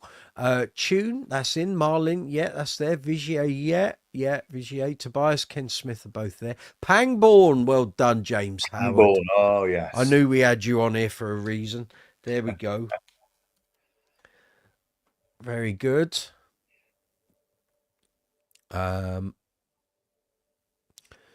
Albriano, good to see you, sir. Good afternoon, gents. Doesn't get any better than Roland G77 with the synth. Well, there we go. Put that in. And also the bass that Nate Watts used with Stevie Wonder, which there was an example of at Bass Direct a couple of weeks ago up for sale, which had all the keyboard stuff, had all the synth stuff built in.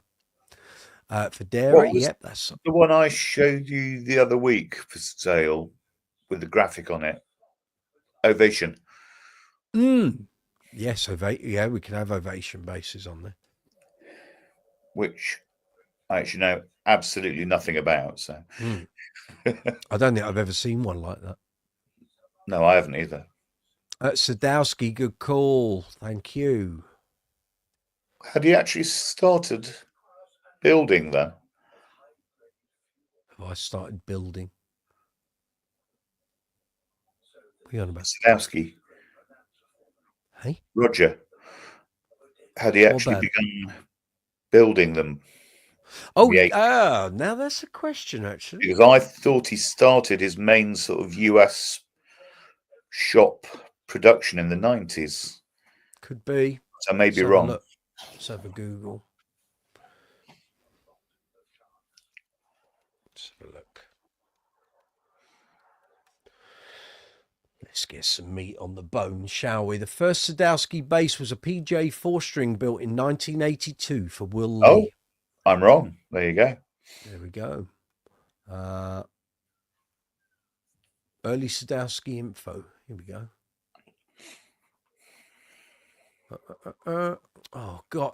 Any more times you get asked for cookies drives me up the wall. Early Sadowski, New York Standard, made in 88. So clearly he was doing basses. Yeah. Okay. Right. Let's have a look here. Federa, Sadowski. Well done, Mark Palmer. Chris, Ernie Ball Music Man is worth mentioning. Yeah, introduced Stingray 5 in 87. We sold tons of them, and you still would. It's an industry standard. Charvel, we've done Carvin. Good shout. Keith Carvin Doherty as well. That's right. Yeah. Well done. We're up to 46. Whoa. Can't be many left. Can we actually? Fernandez, we've done. Very good. Jackson, we've done. Fernandez, yeah. BC Rich.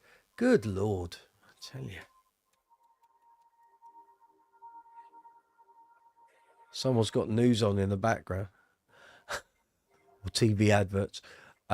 Guild. Yeah, did I do Guild? Maybe I didn't. No, I didn't. Going to have to move some of these across the page in a minute. Tidy this list up. In fact, I'll do it right now. We can have 1, 2, 3, 4, 9. Okay, we will go. Let's do that.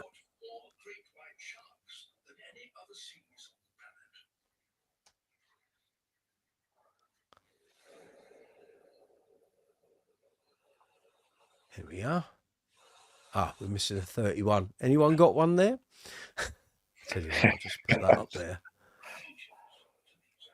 That's it for neatness. We're stalled at 48. Oh, Come on, get us to the 50. Kubicki's okay. up there, I think. Kubicki. There we are, number 8. Zoomer, you're at work. Your boss will sack you. Is Yamaha up there? I think so. Actually, let me just make that smaller so I can go. I can see Aria. then. It should be on there. 11. Is it? Oh, okay. Yeah. We've already got Aria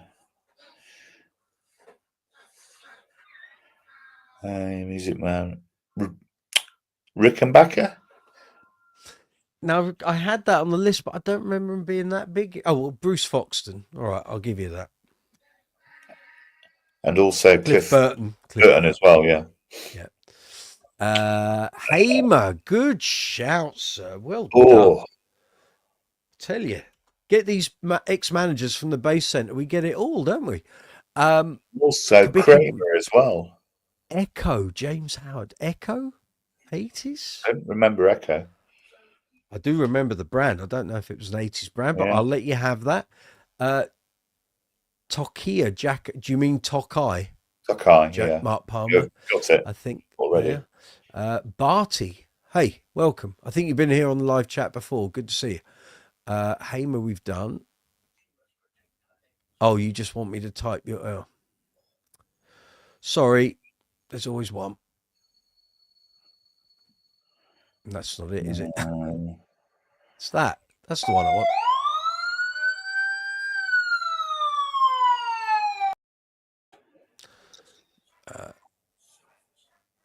All right.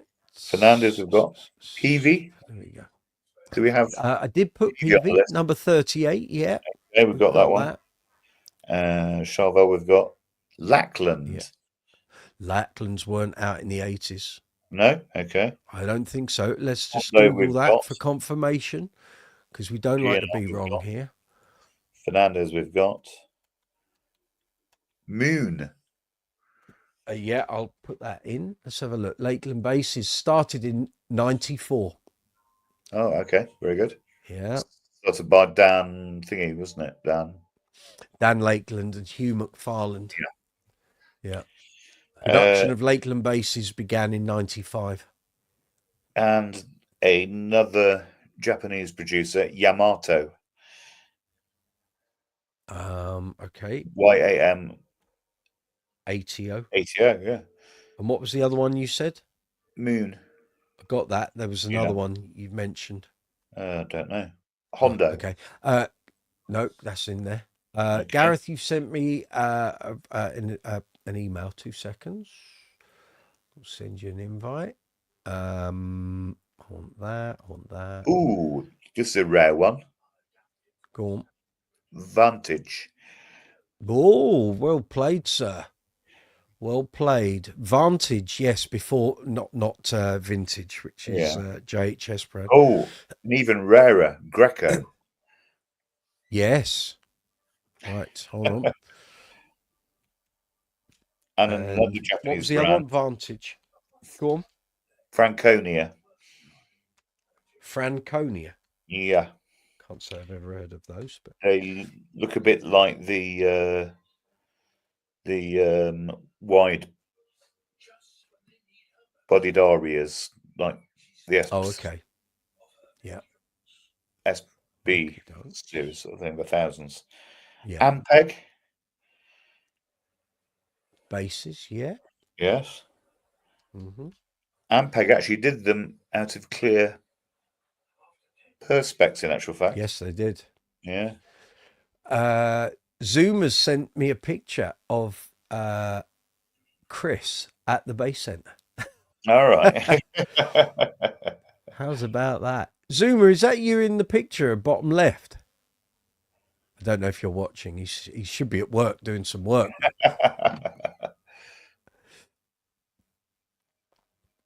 Right, let's put that there. Okay, so I've I got think that there. So we've got that's the about list there. all we're going to come up with for the time being. It's looking good, though. It's a hefty old list. It's a bit longer than the list I had. All great bases. Some were plywood, though. I'll agree with that, Funky Hobbit. How about copying it into a spreadsheet? Yeah, I could get around to that at some point. We need to talk about it. Gareth sent you an invite, so you can come to screen when you wish. Mr. Lover, good to see you. I haven't seen you in a while. Oh, blimey. Got loads of messages here. Cripes. Bear with me, Rich. I'm rattling through these quick as I can. Evening all. Has anyone seen the green status S1 on eBay at the moment? No. No. Do you want to do that, Rich, while I rattle through these? I shall have a quick You do that. peek at Chris it. Morey, Okay. Sadowski, not Look. made in the 80s. No, we found a couple, Chris, that says there were. Very early models. Apparently one was made for Will Lee in 82. There's Gareth. Hello, mate. Oh. Yeah, all right. Oh, you're already added. Yeah, I'm good. Evening, Gareth. But it said they were early models, but and one was in 88. So an 82 and an 88. So, yeah. Funky Hobbit, 89 for the first Where is Sadowski it? Bill This, J bases. Base? I don't know. Green Where base is on eBay. eBay. Hmm. What it is about Series is it Masuma bases that we're making this for? Seam? Oh, I've not Yeah, heard I've of actually them. heard of How do I spell it? Masuma. that one. Yeah, MASUMA, I think it is, isn't it? Yeah, I think so. Okay, I'll add it to the Yeah. list. Okay. 80. I've done that. Puck 27. Haven't seen you in ages. Hope you're well. Your number one base is a Hayek. Bet you've not heard of them. Is it an 80s base? Did they come out in the 80s? Puck 27. Let me know. Scott got the Ovation base from the bass player of Journey. I'd like to know where he got that pink Kubicki, unless he's had it resprayed. Chris Morey, Zeta and Meridian. Yes, now we're talking. Zeta. Don't know those. I will look them up. Carving we added. Yep. Beaver Felton bass chops. Exactly. Yeah. Gibson Epiphone. I think I put Gibson on, or maybe I didn't. Let me have a look. An Epiphone. Yeah, I'll add them. Going over into another page. Let's have a look here. I need to make that bigger. Bear me a minute. I can't find a status series 1 on eBay. Okay. There's Whoever sent that Sharps to and other me, bits. Mr. Lover, email me at brooks'sbasecorner@gmail.com with the link for that base, and I can put it up so we can all have a look. You can't post links in the live chat, unfortunately. There's Gibson. an Electro 2, reasonably cheap. Hang on, I'm going to change. Found it. Huh? Have you? Blimey, 63 we're on. Guess how crazy. much it is, Mike. Series 1. Series 1, LEDs, graphite that'll neck. be why. I think it's a little bit Let's have a look. Japanese overpriced. £10,600. No chance. No chance. No and it chance. was made in 2000. Oh, no. That's an end. Oh, no, that is probably a series 1, isn't it? I'm looking at it. Yeah, it is. Yeah. All nice and cracked on the headstock. Excellent. Yeah.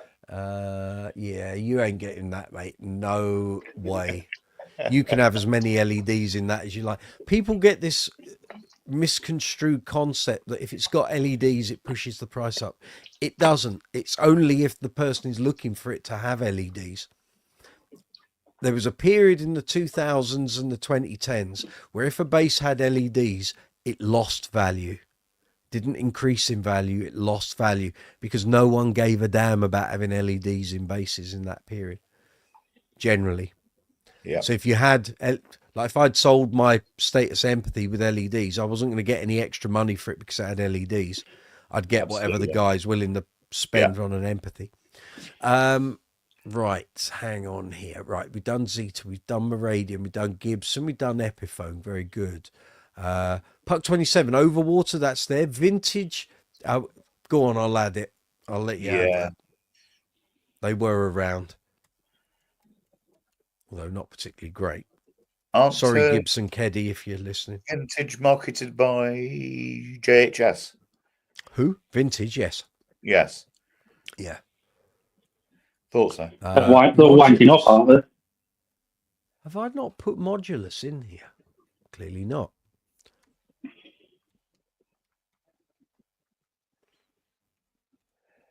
We are. Right.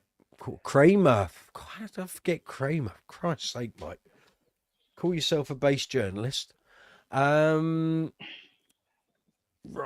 Mark Palmer, great evening of bass guys. Off to your cot. Good night from me. Good night from him. Good. Well done, Mark. See you soon. Kev C Bass, good to see you. Levi's son. What's that? Levi's son? I don't know. Kev, you're talking gibberish. I know what it Levinson. Levinson. Yes. Good one. Third time lucky, Kev. We got there. Yeah. Well done. Thank you for your suggestion on restaurants on the Isle of Wight to eat at. Very good. Predictable text is a killer. Yeah. Phil de Hov. Hello again, Mike. Yeah. Phil was talking to me while I was in the bass gallery today. I'm guessing Dan Electro has been mentioned. No. I'll put them on there. But I don't remember them being particularly popular in the 80s, though. If not, here's my clanger. I beg your pardon. I don't want to know about your clanger. Thank you. Zoomer's music. Harmony and Goya were two cheapy brands. I don't. Not sure I think they're more 70s, aren't they? I think the harmony and stuff was like 60s, 70s. Maybe. Yeah. Maybe. It will come under the same reason I haven't included Hofner. Yeah. I suspect. Phil de Hov, are they brands that only existed in the 80s? No. Basically, we're compiling a list of brands that were prevalent in the 80s. So even though things like Gibson are in there, there were loads of Gibson or players using Gibsons in the 80s, which is also why Fender are on there, of course. So, yeah. Chris Morey, F bass. Oh, yes, how can I forget that? Well said, sir. Although they really didn't take off until 1991 when you started selling them. Yeah, we sold them to everyone. Everyone wanted one. They had another period of being really popular here in the early 2010s, 2011, 12, 13, 14, and then kind of died off again. I think because Bass Gear in Twyford were pushing them, and so they did quite well. Over here. I know we had quite a few for review at the mag. Peak popularity in the 80s. Yeah, but I thought this was going to be a list of about 10 brands. It's turned into 69. So there we go. Now we're just showing our age. You're right, James Howard. But you're all good, Phil. No worries. Puck 27, Hayak were made in the 80s by a guy who used to work. Was it you that we had this chat with, Puck 27, about a year and a half ago? Was it the Shire brand? Hayek. I'll add Hayek. I know what you're talking about. Oh. Moses. Yeah, I can go with that.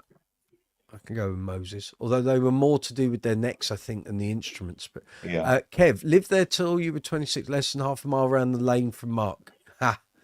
Excellent. Jerry Jones was the brand making Dan Electro type basses in the 80s and 90s. Cool. Thank you.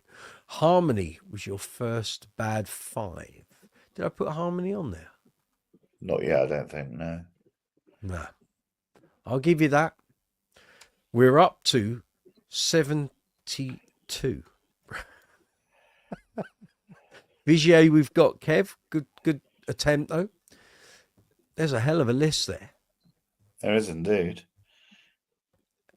Are we stalling at 72? Any suggestions for 73? Or Shine basses? No, 90s for that. Sure Gold. I'll give you that.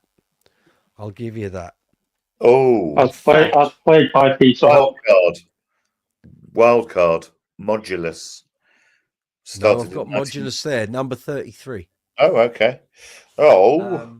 Hold hold on. You know what we need to do here? Pull out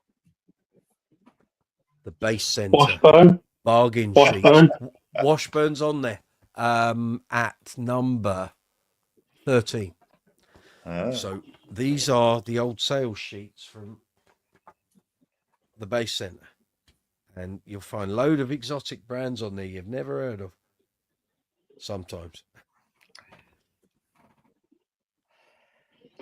Tanglewood. I know they made mainly acoustics, but they did do some electric stuff.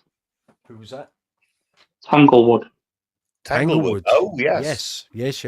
Yes, very true. Yeah, I'll agree with that.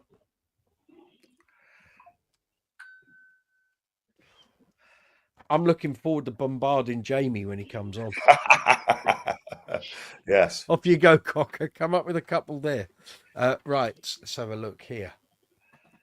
Bass collection. No. Oh, no. I was going to say Hartkey basses, but they didn't come out until the 90s. Right. No, Vintage Room, Alembic. Baldwin?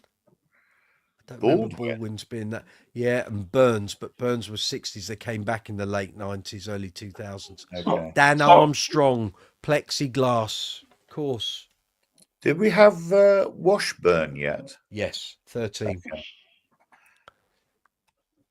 Okay. See, Gretsch was 60s and 70s, not 80s. Yeah. Hofner. Travis Bean. Travis Bean. Oh, typing's gone to pot. Hold on. Seeing as we're talking 80s, we've not touched on effects pedals. Oh yeah. Is that another video? That's probably another video. That. Yeah, it is. Yeah. Hang on. Oh, well. Ampeg. No. Right. None in there. Ah, there we go. Here we go. These are the gold dust ones. Oh. Is that one? I thought that was a double page there. Oh, clearly not. Blimey. Clevenger uprights. Clevenger. Sting had one. Okay. Nathan Spencer. I have this big long list of bases. Right. I better take the glasses off because the eyes aren't what they were. Say again, Gaz. Steinberger's on there. Yeah, yes, that's on there. That is up there. Number 7. Right. Hang on, Miles what up. we got here. Done all that. Washburn, Ibanez, Modulus.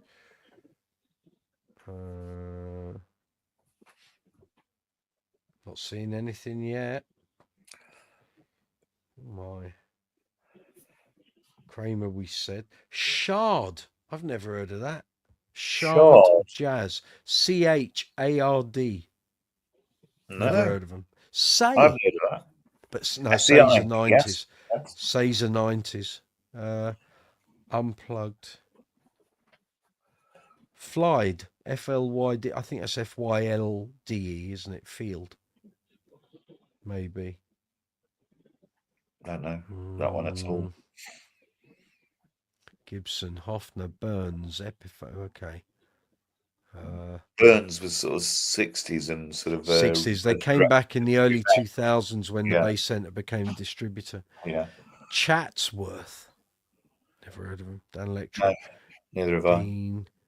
Eccleshaw. That was a guy who did a bit like Stowski, loads of repairs and then created his own brand.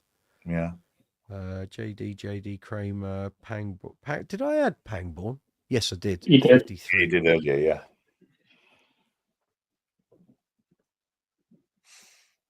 Westfield. Rings a bell, yeah. Yeah, cheap. I'd say that was more 90s, but I think that's 90s too. I think you're right. Okay. There we are. We're at 77, which I think that's a fairly good shout. More than anyone else got any further contributions? Shaq, Chris Morey. Well done, sir. Yeah. What am I doing? That's what we want. In fact, let me just check Shaq, because I can't remember when they started. I think you're right.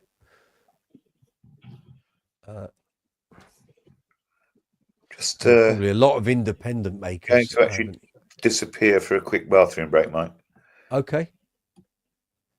I'll keep it going. Don't you worry about me. Shaq bases. There ain't a lot of information. Okay, there's a Shaq from 1990, so I'm guessing maybe stuff in from the 80s. Okay, we can go with it for now.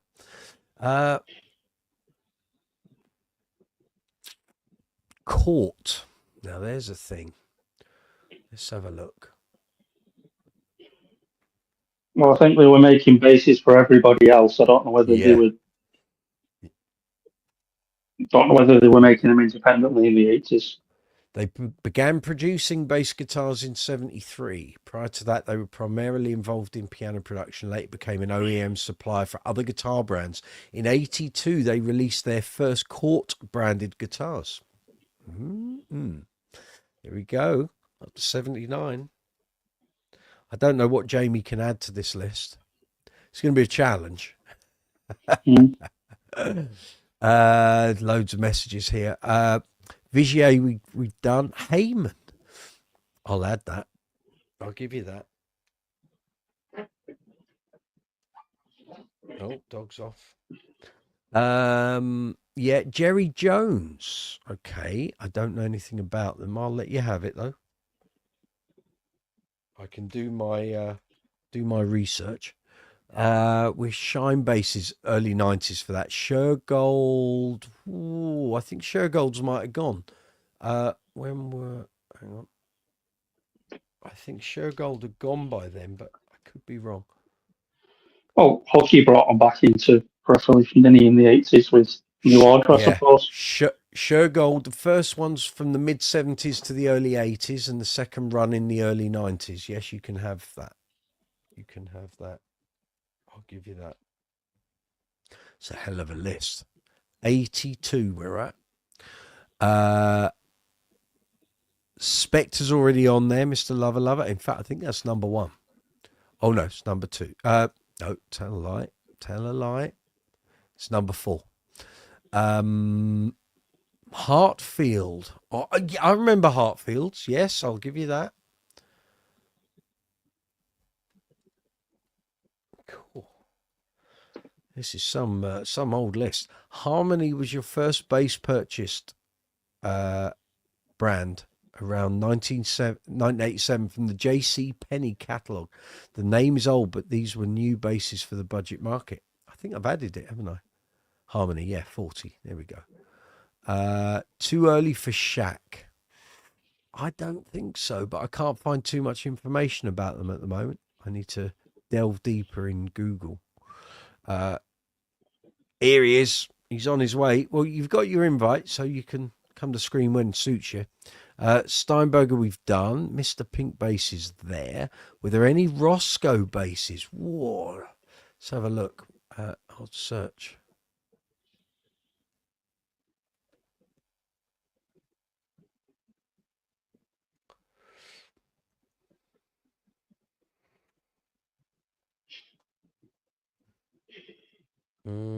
Hancock began making them in the early 70s. Initially, the company they shifted their focus to bass guitars in the 1990s. Can't have Roscoe, I'm afraid. There's a Pink bass man adding himself, I think. Here he is. Hello. Hello. Hello. You'll be pleased to know our list of 80s bass brands currently stands at 83.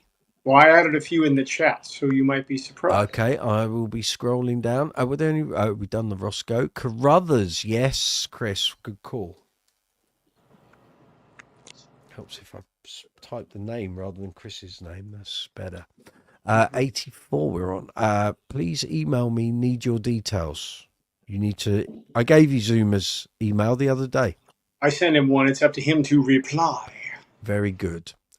James Howard. Hang on, my list is encroaching on that window. Hey, another There we pink. Good evening, Mr. Oh, Shelled you're pink. back. Shelled pink.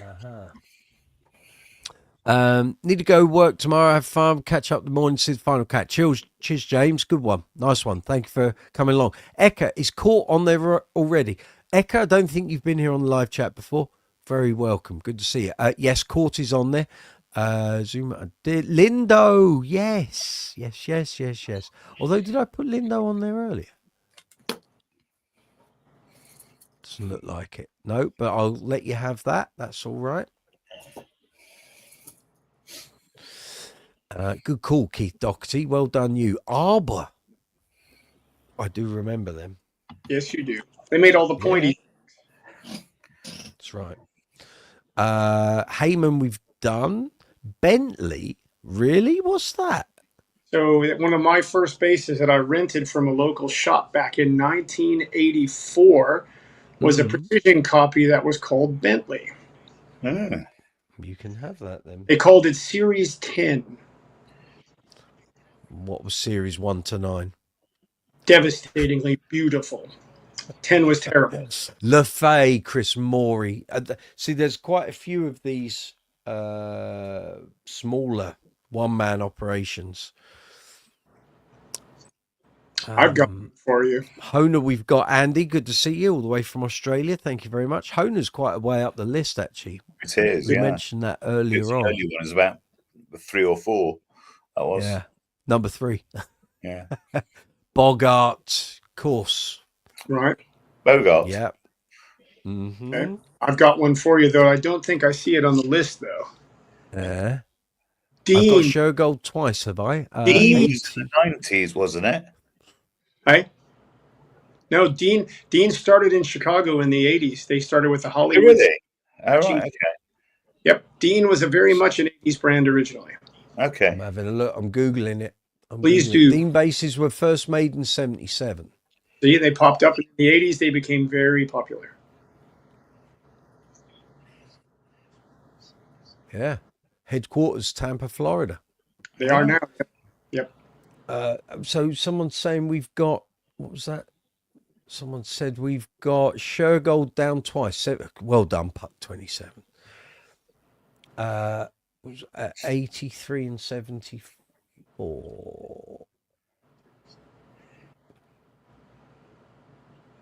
80 and the No, last I tell one. you what's happened. there. I've written on the other column and it's moved it. No, I see. It's there. That's it. Well done. Bill Derbyshire of Shirk, thank you. Chris, thank you for joining in. Pleasure. Thanks for coming on. Hello, Dawson. Good to see you. Did you have Kramer on the list, Mike? Yes, he does. Yeah. Number 34. Yep. Mm-hmm. Okay. So we're rocking and rolling now. 88 is a good quantity. Gas. There we are. So that's all up and running. That can go there. Now, there's a popular brand there called Kenora. Yeah, except okay. it was spelled Conora, yes. Conora. Did you say S? Conora. Did I say yes? Yeah. History of Canora. Yeah. Geddy Lee said in an interview that Kenora was his first bass. That would have been the late 60s. Yep. Kenora bass guitars were primarily made during the mid to late 60s and into the 70s and 80s. In that case, you can have it. Mm-hmm. You can have it if you really want it. John Cooper. Howdy. Dawson's about to join us. Hello, young man. Hello, John. Hello, Dawson. Hello. Hey. Hello. John, right, got your message about the status setup. Right, remind me, is your bridge on that status, is it the headless bridge with the blocks, the big rectangular blocks, or is it a standard status bridge? Remind me. I think it's the blocks. Can you remind me, please? That will make a difference to what I'm going to tell you about your setup. John, Jamie and all, what on earth is going on here? Microsoft Word tutorial. Not that elevated, John. Microsoft Works. And if you're lucky, if you hang around long enough, we'll have a couple of games of Minesweeper just to bang it on the head, eh? Mr. Lover, Lieber made a bass for Stanley Clark. I'm not sure that was 80s though, or was it? That would be the Spellbinder. Yes. Oh, yes. Which they've got yes. at Bass Direct, a black one. Yep, there's one for sale here right now at $7K. I think the one that Bass Direct's $4.5. Yes. Ooh. Yeah. Spenny. Yes, very much so. I will let you have Lieber. I will let you have that. You can have that.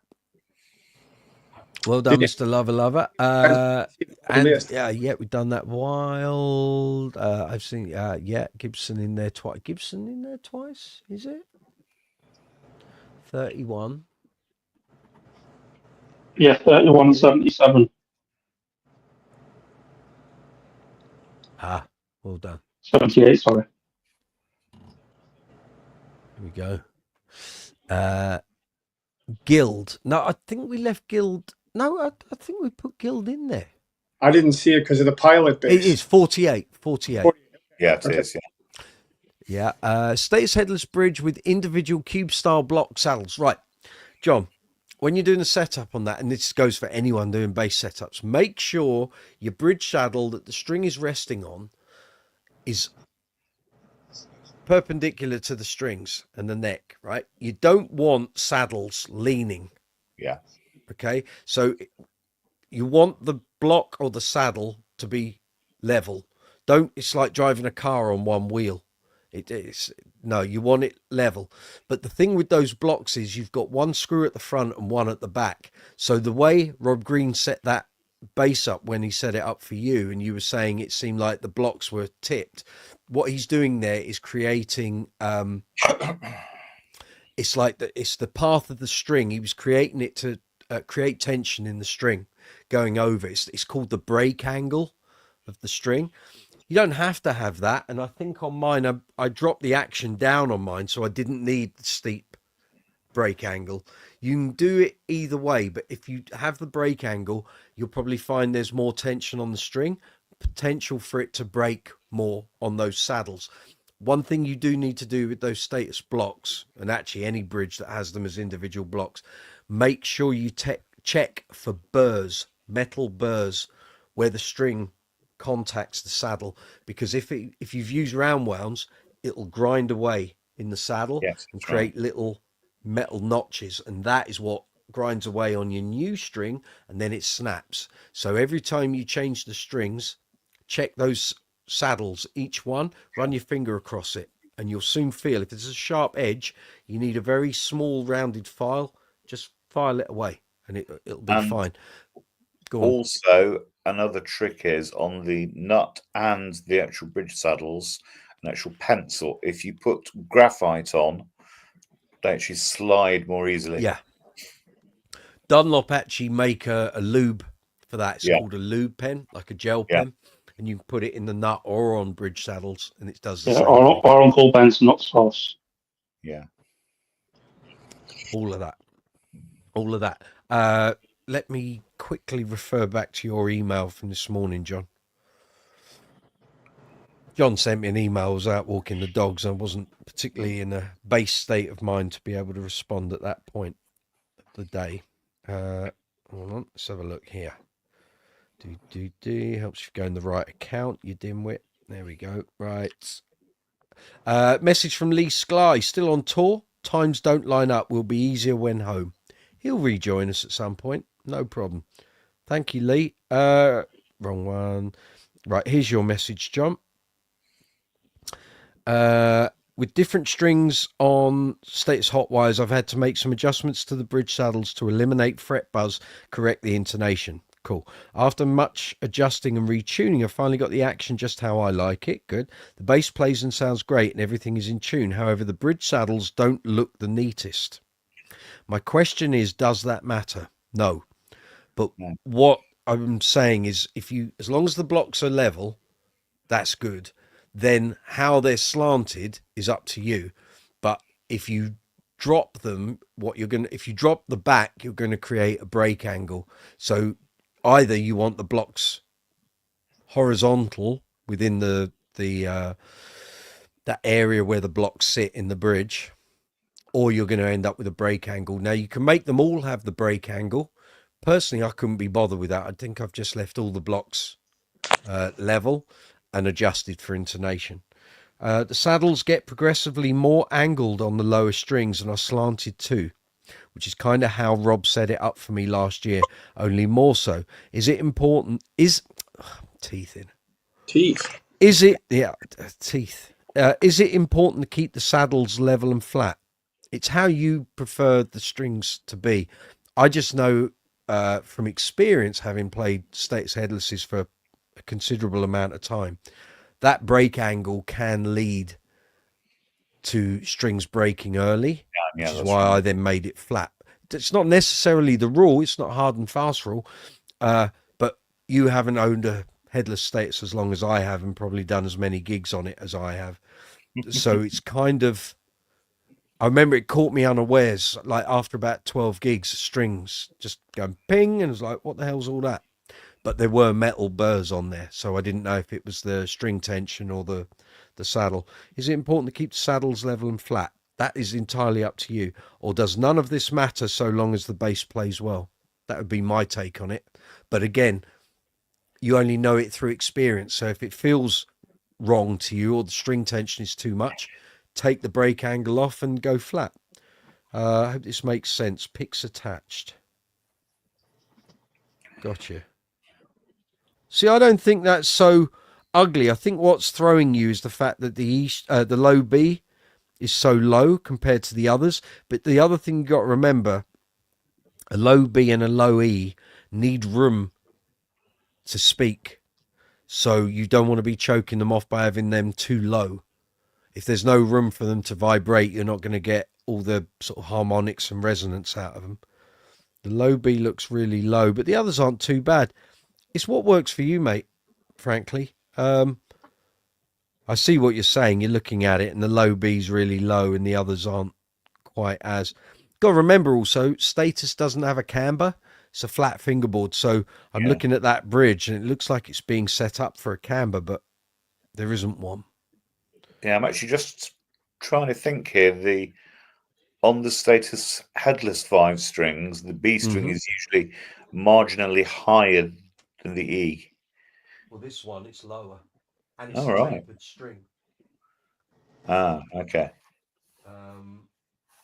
But I would reiterate, you need to give the B and the E room to vibrate. It's all well and good having a super low action, but if there's no room for it to do its thing, you're not going to get the greatest tone. It's a bit like having your pickups right up against the strings. You're going to think it's going to be louder, but actually what it does is it cancels out the magnetic pull, and you end up with like weird, being out of phase and noise cancellation. It's not great. You all right down there, Dawson? Yeah, I think there's another brand. It's called Rocker.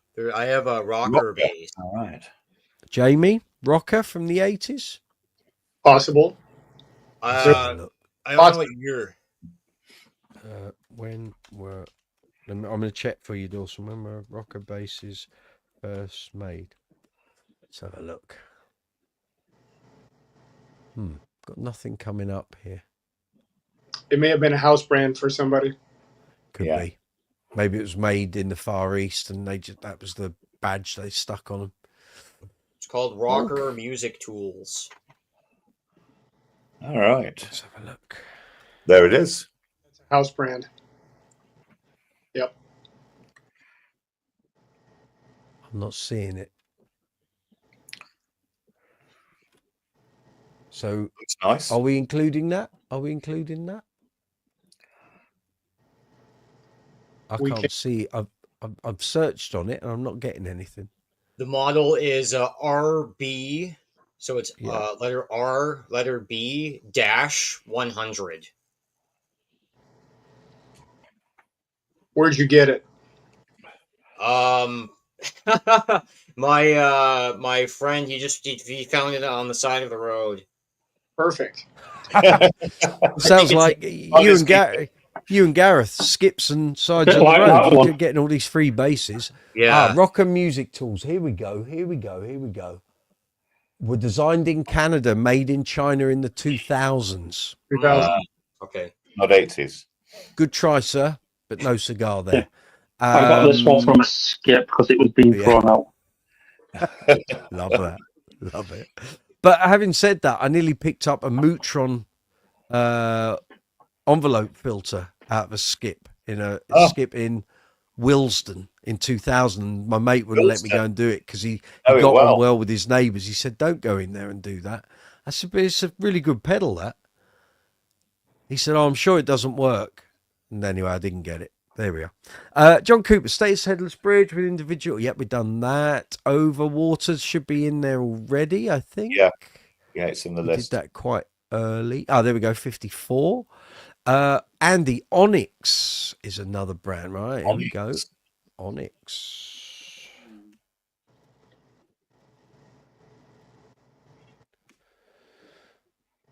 Let's have a look. Onyx bases were first made in Korea and Japan in the 80s, Andy. You've come up trumps there, haven't you?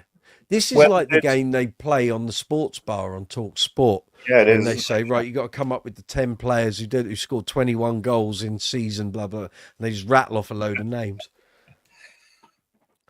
Are we locking that in? Are we locking that in, Rich? You having that? We're locking that in. Yeah. Yeah. And I was just thinking, when did Stag appear? Later. I was thinking it might be 90s, but it could have been a touch earlier. The history of our brand goes back to Japan in the 70s. Oh. Who makes Stag bass guitars? Stag Music is a Belgian musical instrument company headquartered in Brussels. No, it's EMD Music. It's a subsidiary of EMD Music. Well, there's clearly a couple of Stags. Right, Stag Music. Here we go.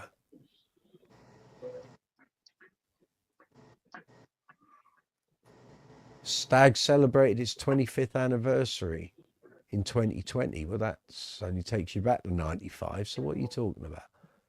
Okay, we'll go with, well, one of the Stag brands was around, so we can have that. Okay. Good Lord. 91. Alvarez. Did we do that? I can't remember. Alvarez, I think. I might have to, in fact, you know what I'm going to do? I'm going to sort this into alphabetical order. There you go. Is it going to do it? It might not because there's numbers attached.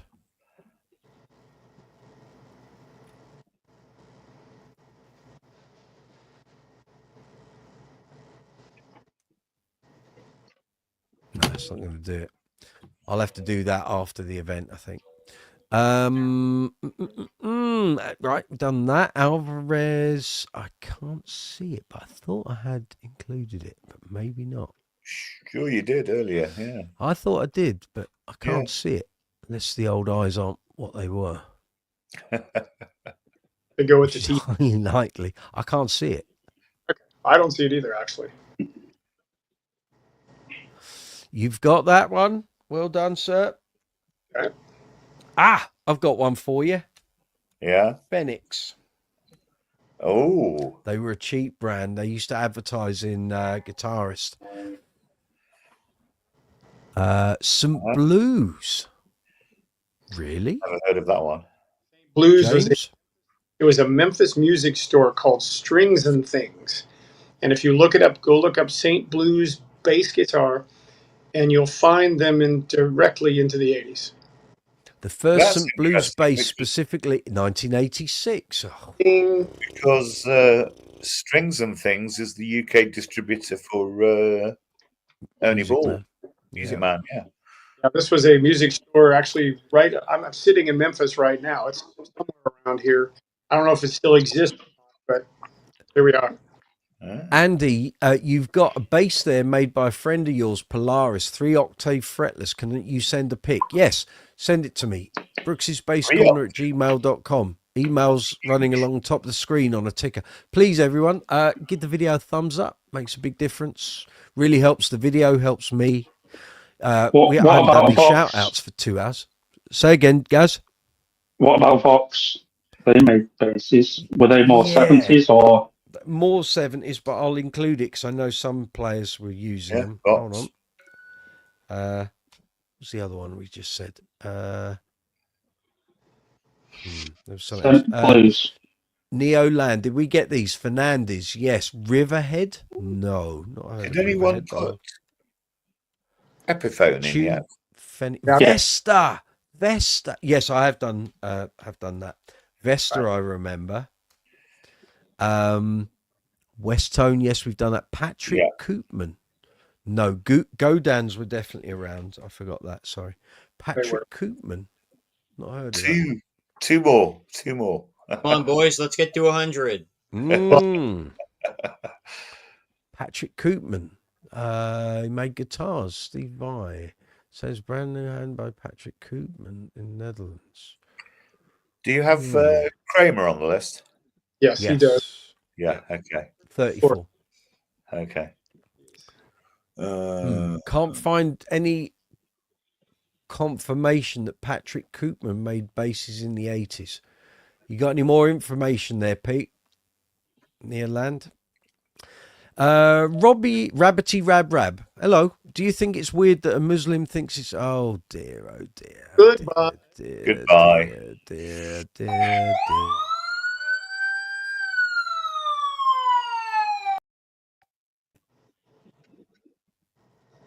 Bye. What's that? Atlantia. What's that? That's Japanese. Look it up.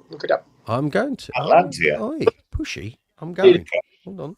I thought they made cars. Very up. Whoa, wowzers. Okay. You can have it. This is a hell of a list. I'll tell you. One more for the big ton. That's not a woman. That's not Mean Girl. Rich. Huh? What? He was a big girl. I met a gig girl. Mean girl. Should Mr. Level Up. Yes. Should Atlantia have an S in? An S in it? It has. Atlantia. It's. Yeah, has an S. Yeah. Olivo, they're like an early Alembic, but better made. Let's have a look. Jaydee. Oh, when did Fodera start? I was about to look at that. I'll come back to the Olivo bass. Hold on. Fodera bass first made. Fodera basses were first made in 83. There you go. Early 80s. 83. Good one. Olivo. Right. Let's have a look. L-I-V-O.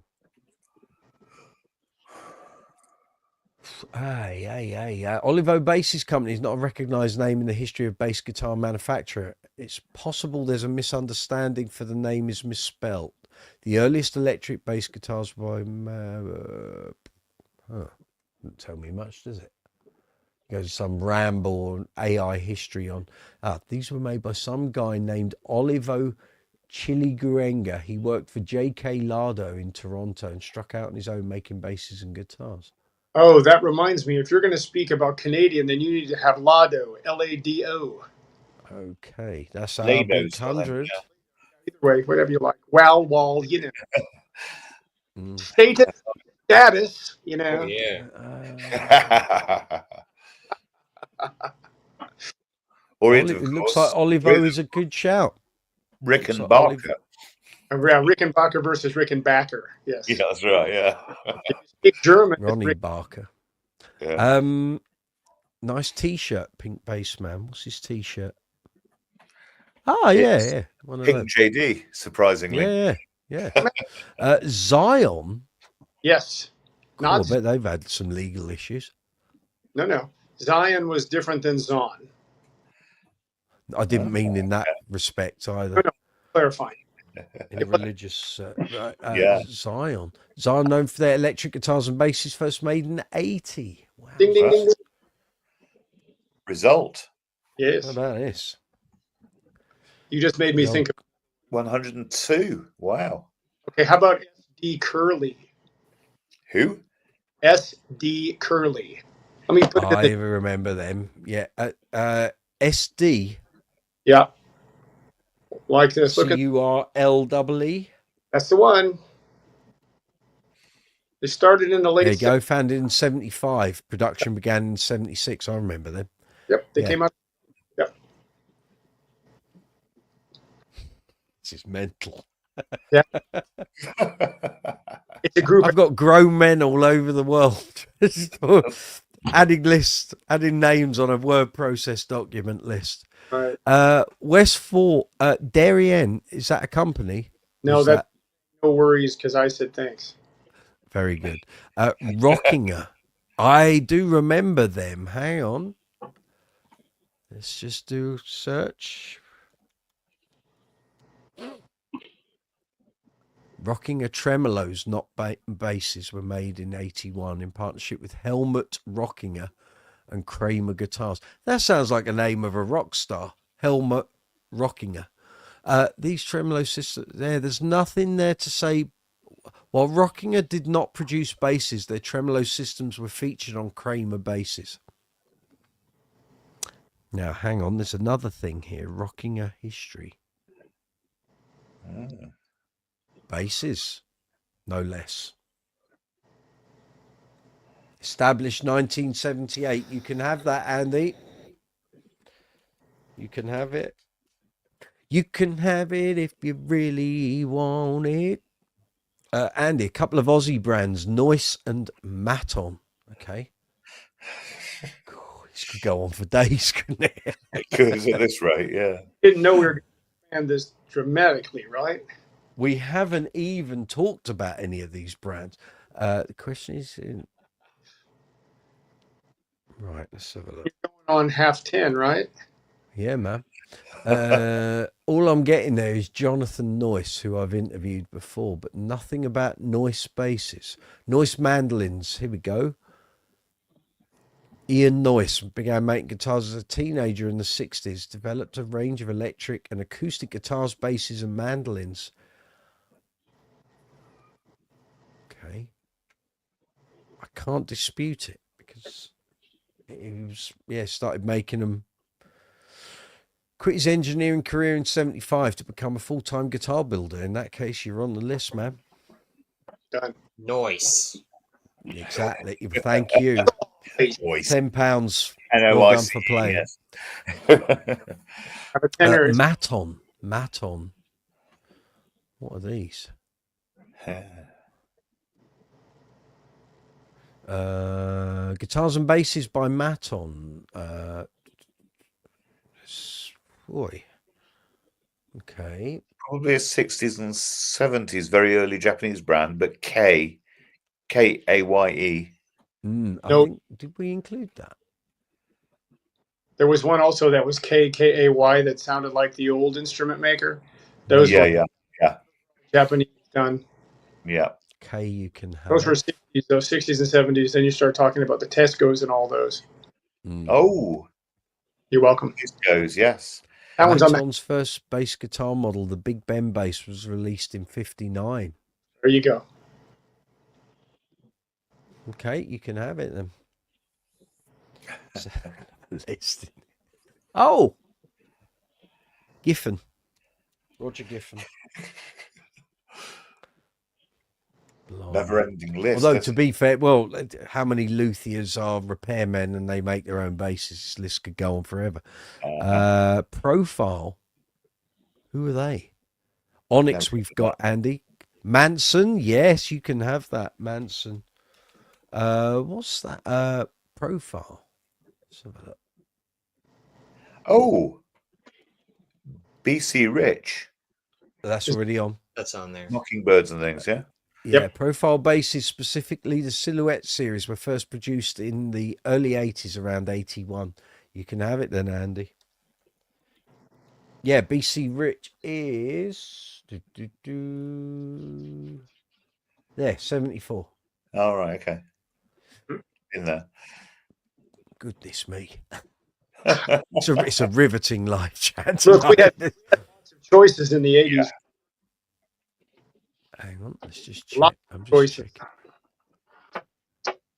Here's my other 80s one, an old 80s Squire. I think All I've got An Squire old on 80s there. one. Wow. Fires on there. Is Yeah. it a JV? No, it's an Indonesian E series silver font, 87, I think. Oh, brilliant. Is it badged as a Fender or a Squire?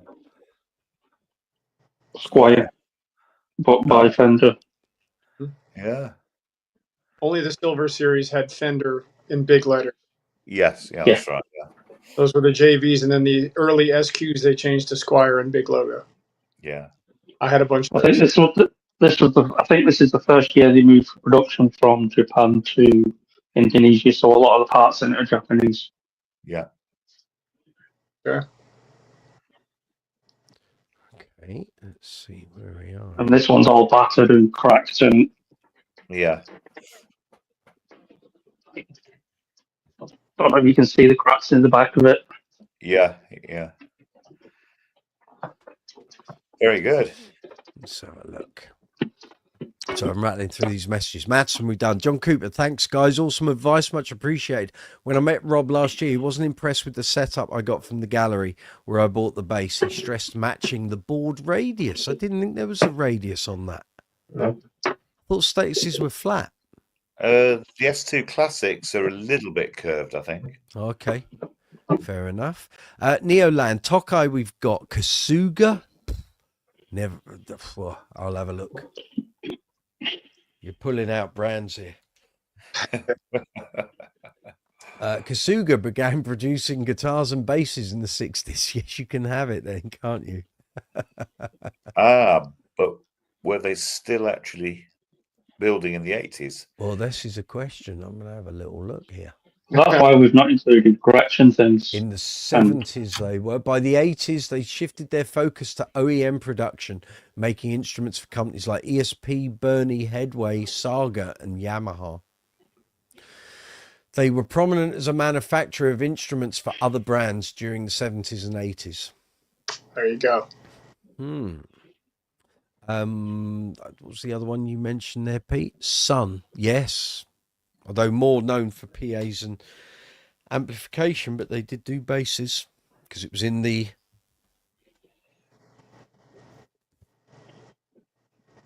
If it's in there... It's in the book. It's in the book, isn't it? Book tells all. Okay, we are there. That's cool. Andy Stratford, you come back. Anyone heard of K basses? Yes, they're in there. One of the first budget basses, also the K Sound Fashion bass cabinet combo. Pete, don't worry. Yeah, so we got K on there. Staccato, yes, I remember them. Yes. Yep. That was Mick Jagger's brother who made those. Lee Bolton, you have a Craftsman bass you bought in the... Well, then it goes on, doesn't it? That's the end of that. Have you heard of them? I have now. Puck 27, Say bass. No, 90s for Say. Did that check earlier. You were there today. I was. They had several very, very nice basses there. Pensa, of course. That would be Pensa Spur in those days. Yeah. Yeah. Quite right. Eggle. Now there's a question. You Patrick could be Eggle, right. yeah. Yeah. Making bass guitars in the early 90s. Oh. He was making guitars before that. Greco. Got it. Yep, Greco's on there. Okay.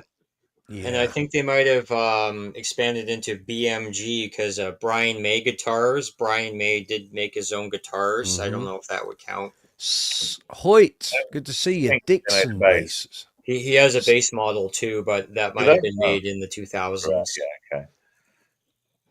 We mentioned Dixon. Levinson earlier. Do we have Blade on? Yeah. Good question. Hang on, Dixon. Blade was the brand name for sure. They did make bases because I've tried them. Yeah. I've added Blade. Correct. Dixon, yeah. You got a Patrick Koopman base headless. Well, then Patrick Koopman's going in that list, then, doesn't he? Very good. Blimey. The one with the Alembic electronics, very good. Federa's already on the list, yeah. SD Curly, we've got. Oh, I see. We're going through James Troussard. Not heard of those. No, I haven't. No. Sounds French. Does, Ooh yeah. la la. James Troussard Guitar Station, built in 1980. There we go. Westfort's on Well it. done, sir. He is. He's been playing as Jaydee, and he's got all this knowledge. Flying with gas. Flying with gas, you see. All right. Very good. Andy, Noise was made in your neighborhood. There you go. I used a few Noise bases in the 80s, 90s. Pronounced Maton. Okay. Westbury. I have to explain that. What's the thing we were talking about? Ashbury. Right. Let me just have a look at that first. So if you type in Westbury bass, it should show you either a double P pickup or a single P pickup with a strange. Ashbury bass is 85. Oh, They're them little things that have got the rubber strings on, aren't they? That's it. We put Yep. talcum powder on. Westbury, right. Yep, look up Westbury bass. First produced in 78. Ding. Continuing until 80. Oh, they were manufactured by Unicord at the Matsumoku factory. Continuing until 1982. The Westbury line was introduced after Unicord stopped producing guitars under the Univox name. do we have Westfield on the list? Yes, I think so. So Westbury ran through till 82. So on that basis, you can have it. All right. They actually weigh it. You said Hartfield, did you say? Westfield. Westfield, yes. I did. I think that's on there. I've put Hartfield. That was Right. a different range. Westfield is a different thing, I think. It is, yeah. Hartfield ran through Fender. Yes. Westfield is another one entirely. Very good. Learn to play on a Gonzales. Good. Yeah. There can't be much left. We will have exhausted it. Gonzales bass is first made in the 70s. Associated with the Japanese guitar manufacturing boom of the 70s. Right, let's have a look. Either came out of Matsumoku or Fujijin. I would imagine. Mm-hmm.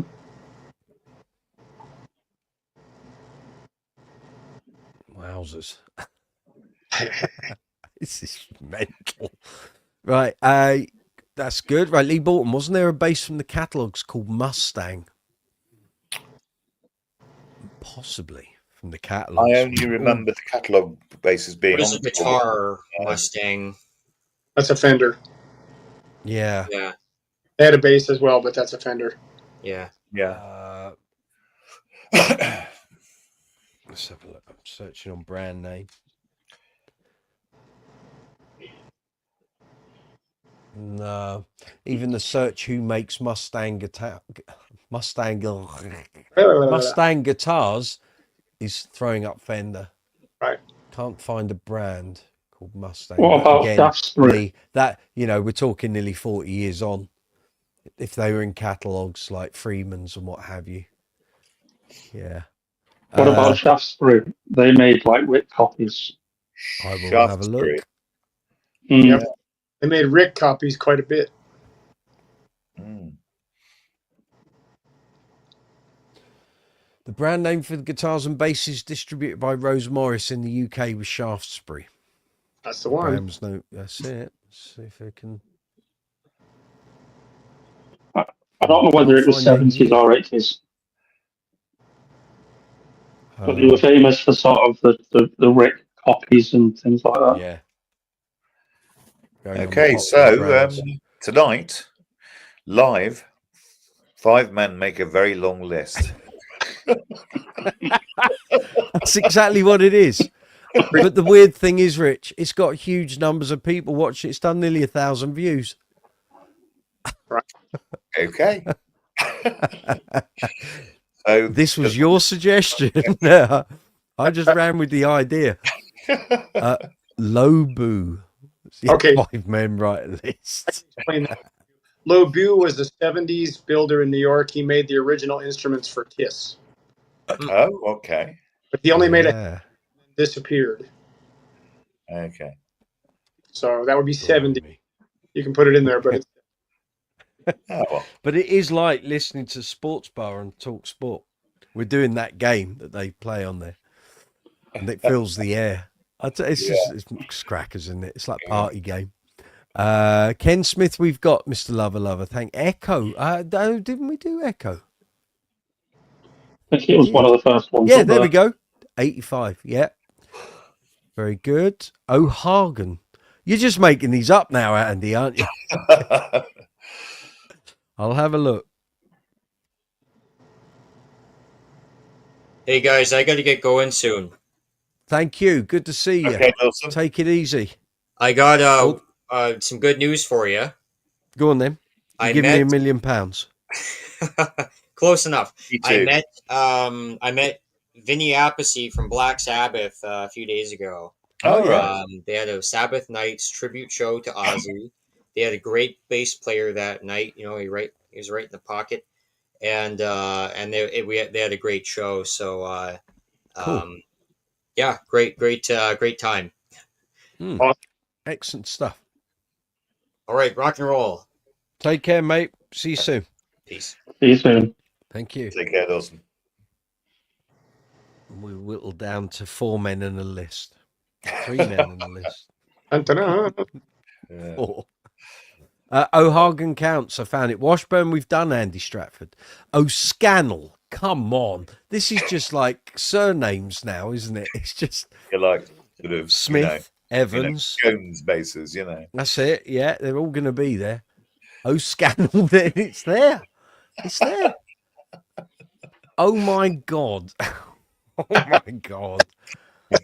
How is. I don't know. It's just like it's going into the level of absurd. You have Now. to buy. Indie Rick replica. Right. Is Tobias on the list? Tobias on the list. I think so. I'll come back to that. Hold on. The term indie bass often associated. Can't find that. Who suggested that? Andy Stratford. Can't find indie. Nearland. Son had a model called a Mustang. Yeah. Precision body, hideous headstock. What did we say, Tobias? Yeah. Yeah. Okay, just check. Number 17. Okay, cool. What about the Spinal Tap lead bass and the lead bass? Oh, I've got one for you. Go on then. ESP is on there. Should be. Did you push Yes, number 30. Go on. push Schecter on there? Schecter. Wow. Because they were begun in the late 70s and made hand 80s. They weighed a metric ton. Yeah. I can give you that. Right. Who's that? Carl Thompson, of course. Horse, of course. Who is the big boy? Wouldn't you like to know? This is a bass channel. Oh, I need to. Sorry, Jamie's here now, so we can do this. Hassan Iqbal, what is this? It's a strip show, can't you tell? Idiot. Sorry. Well, I mean, Okay, I don't so wanna be rude. shall Yeah, we go? exactly. Yeah, I know where that's been, thanks. That's Hassan, right. this is a bass channel. I know you've probably come in off of a short feed, a vertical live stream feed. We're talking bass guitars, my friend. Bass guitars, bass amps, bass effects. We're all bass players. If you want to join in the conversation, feel free. If you're here for cooking, we're not doing that. That's next week. So, yeah. Yeah. So make your next sentence double or whatever that says. Dub 2E. I don't know. Make your next sentence worthwhile. Otherwise, I'll bomb you out. Nearland Charvel, we've done Le Duke. Thank you. I was trying to remember that. I couldn't remember that. Thank you. We're up to 130. Tom Peterson from Cheap Trick plays Chandler. Yeah, that would be over here. Yeah. Yeah, I don't think he does basses, or he certainly didn't back in the 80s. Chandler did. He did. Say again? Chandler did. He made 12 strings. Right. Okay. The man has spoken. That makes me think of here. I stand corrected. Waterstone. That's a bookshop. It is, yeah. You're just grasping at sentences now. It's Waterstone is a more recent offshore made 12 string. First made in 2002. See? Yeah, can't have that one. Electrical Mike Lull. Oh, how did I forget Lull? Come on, Mike. Oh, yeah. Goodness me, that's shocking. Sorry. Say again? For time frame. I only catch half of the sentence. I said for Mike Lull, check the timing of when he started, because I'm not sure if it was. Yeah, hold on. We do have Hamer on here, right? Yeah, someone suggested. And Kramer. Okay. You're right, Mike Lull. First made in 95. Right. Right. Yep. Disallowed. Yellow card. Balkan. Computer says no. Survey says. Gretsch White Falcon, but that's not the company. Made in Korea, bass guitars. Here we go. Samick. Samick, like this brand, please. Were they producing it? How was the quality? Here we go. It's quite. No, I see. It's currently a JHS brand. This was in 2019. Not much longer. There is no information. I can't include it. John Cooper, super chat. Bless your heart. Thank you very, very much. Well done, John. Lovely lad. Bless you. Thank you, sir. Nice one. Much appreciated. If any of you want to do the same thing John's just done and help the channel out, and he's contributed by super chat. I have another one. There was another catalogue bass, Marlin. No, that's on there. Oh. Beat you to that was quite early. In fact, Gaz recommended that. Thank you, John. Really appreciate it. Thank you. First bass ever on the Marlin Sidewinder. Yeah, same here. It was my first. Oh God, there's loads of I'm starred here. Hold on. Great French bass. Just remembered it wasn't Mustang in the catalogues. It was Marlin. Well done, Lee. Yeah, I had a Marlin. Jacobacci. I beg your pardon. What the hell's that? Is that like an expulsion? I'll have to look at it. I don't even claim to have heard of him. If that's there, for God's sake, it is. First made in 1924 and continued until 2003. Here's one for you. EKO. We've got it. That's already there. That's already there. Is it? Ah. Yeah, nice. Hang on. Yes, there, that's number 88. Blimey. John, guys, riveting as this is, I know. You've got to go. Thanks again for the status advice. I really appreciate it. Thank you, mate. Pleasure. Mayor Dean. Yeah. Who originally did the airline map guitar? The airline was the company, airline guitar, airline bass. Was it? All right. Okay. There you go. Parker airline. Fly, Mr. Lover said. Didn't we do Mayor? I think we did Mayor, didn't we? Oh, I can't remember. Look. Let's have a look. And also Eastwood as well. They came along much later. Did they? Oh, okay. They're making recreations of a variety of things. Yeah. Eastwood. It doesn't say. Hang on. Let's have a look.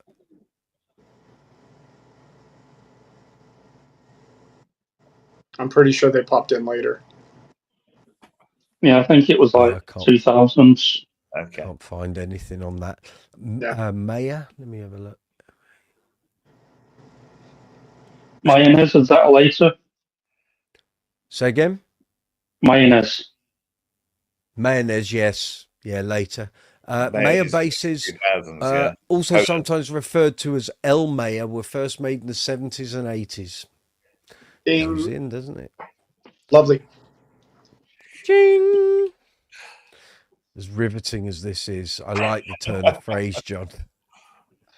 Had to spend 3 hours of your life writing a list of 80s bases. But some reason it's peculiarly fun. I don't know. It is fun, but we have sunk We to haven't- the depths of being severely sad men. But hey, So here's why not? but Who you see, cares? this is the preparation for next week's that's the one. That's what I was part about. 2, you see, where we Part- start discussing all these things. Okay. Of which we won't, all we're going to talk about is Jaydee, Status, Kubicki, And Yeah. Spector, and that'll probably be about it. Yeah. Parker Fly bases were not made until 2002, although the guitars were made in the early 90s. Can't have that one, Mr. Lover, I'm afraid. sorry, lad. Sorry. Nothing compares to the Brooksy bass Bonanza model 125. Yeah. Jedson. What's that? Jedson. Can't say I've ever heard of that. Jensen or Jensen. Jedson. Jedson. Yes, first made in the early 70s. Imported to the UK. Okay. Blimey. It's lethal, isn't it? Now you know what's going to have to happen, right? Part 2 is going to have to be done where we break this list out into specifics and we do them in clumps. Yeah. I might lose the will to live. In fact, I might leave you to it that night. You need more.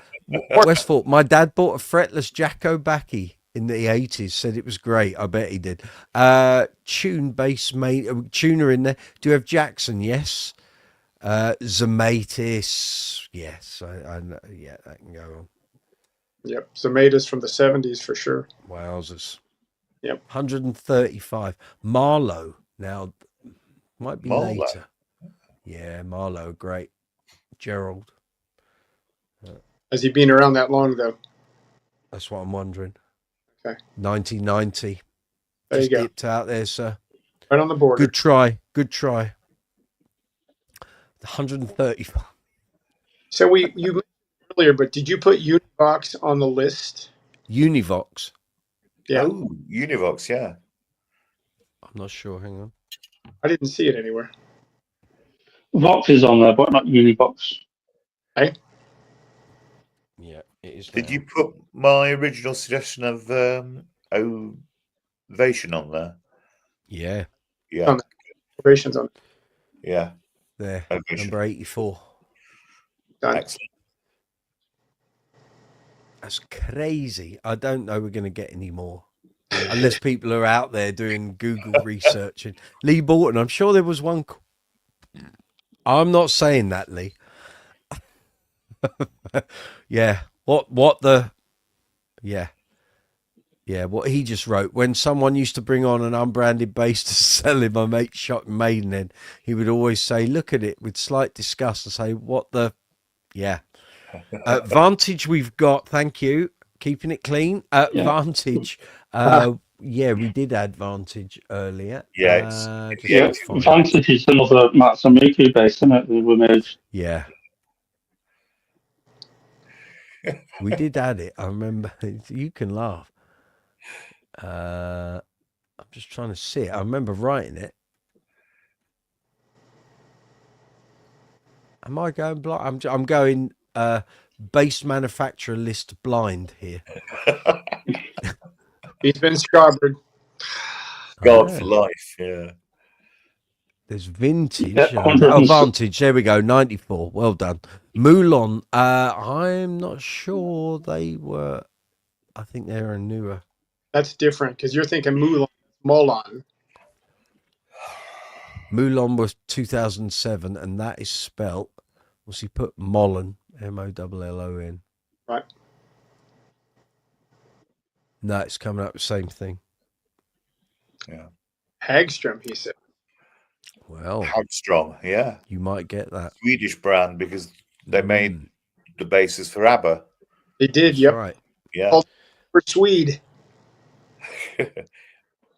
Yeah, you can have Hagström. That's right. Yep. Cunningly crafted from, of course, vegetables. Mm. Like the wiring loop. Well, I think we may have exhausted it. I know I feel exhausted. Done a lot of typing, which wasn't the plan, but I can live with that. Okay. Have we got any last? I feel like the goodness gracious, is that the auctioneer. time? It's 5 to 11. Exactly. Fill 3 hours of your time. But that, like I say, this leads on to next week now. Now we've got a full list. Heaven forbid. How I'm going to cultivate any shorts out of this live chat, I've got absolutely no idea. You need to contact Jeremy Clarkson and actually get him to do,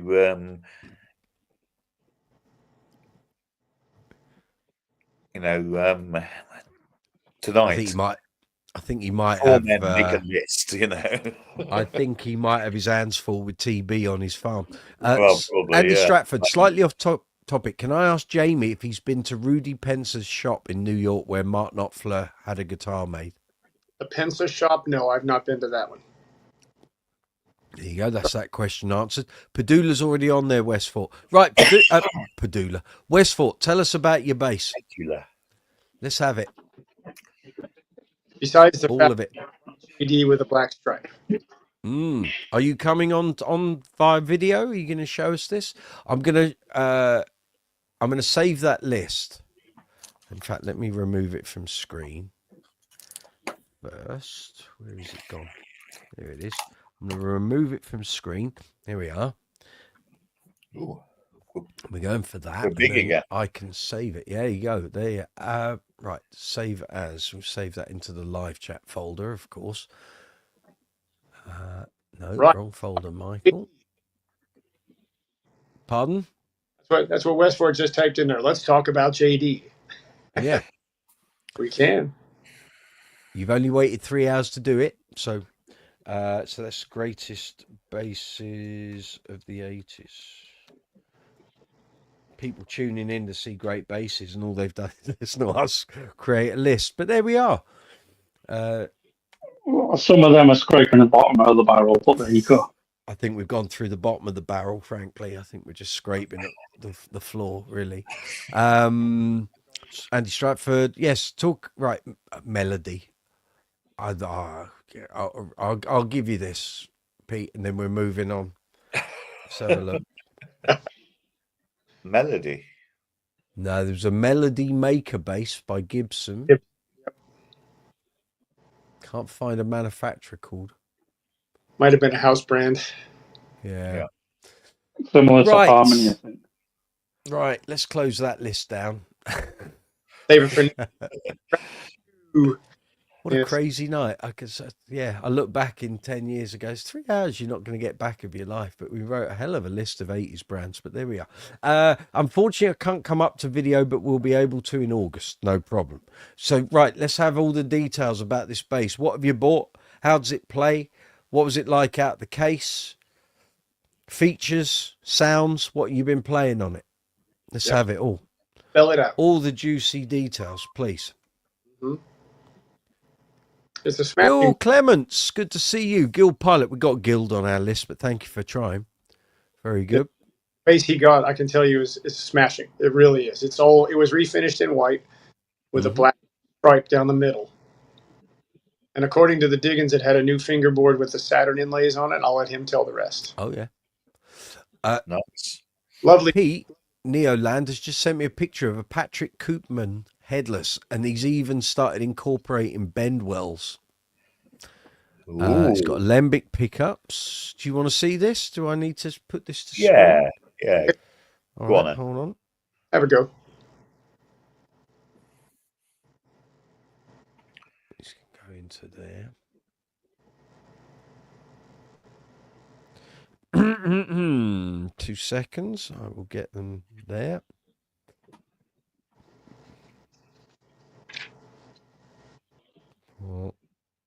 5. Good. There you go. I will share. Oh no, it's not a video file, you dimwit. It's an image file. You haven't had enough cake. I haven't had any cake today. No cake, no wine. What's up with that? No, can't do it every day. You die of a coronary. Right. Right from the back.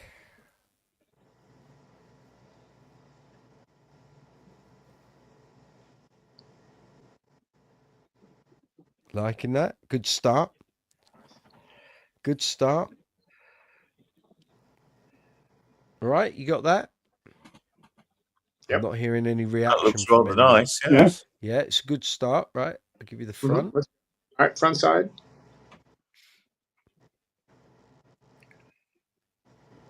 Doesn't look unlike a Honer Jack. Gaz, what happened with the Honer you were going to buy? I didn't end up getting it. Just Okay. wasn't for me. It does look like a Jack, doesn't it? It does. Yeah, it's It's just that a sort little of bit dark more timber. sort of angular in the wings, isn't it? In the bouts. Yeah. Mm. Yeah, the bout. Okay. Good term. Next, close up.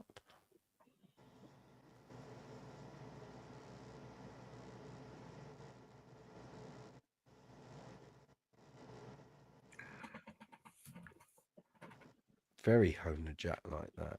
It is, and it shares the same bridge, same tuner block, and EMG pickups. Those As are a Alembics. Those are Professional. Alembic pickups. Are they? Yeah. Oh, yes. See if I They can actually look like see if I can zoom Yeah, in a geez, bit. actually, I can't because it's a file. Yeah, it's almost it's like they've said there's a Honer Jack, build that, put some Yeah. Alembic pickups in, and put a Benwell on it. You'll see the Benwell in a minute. Yeah. Interesting piece. Indeed.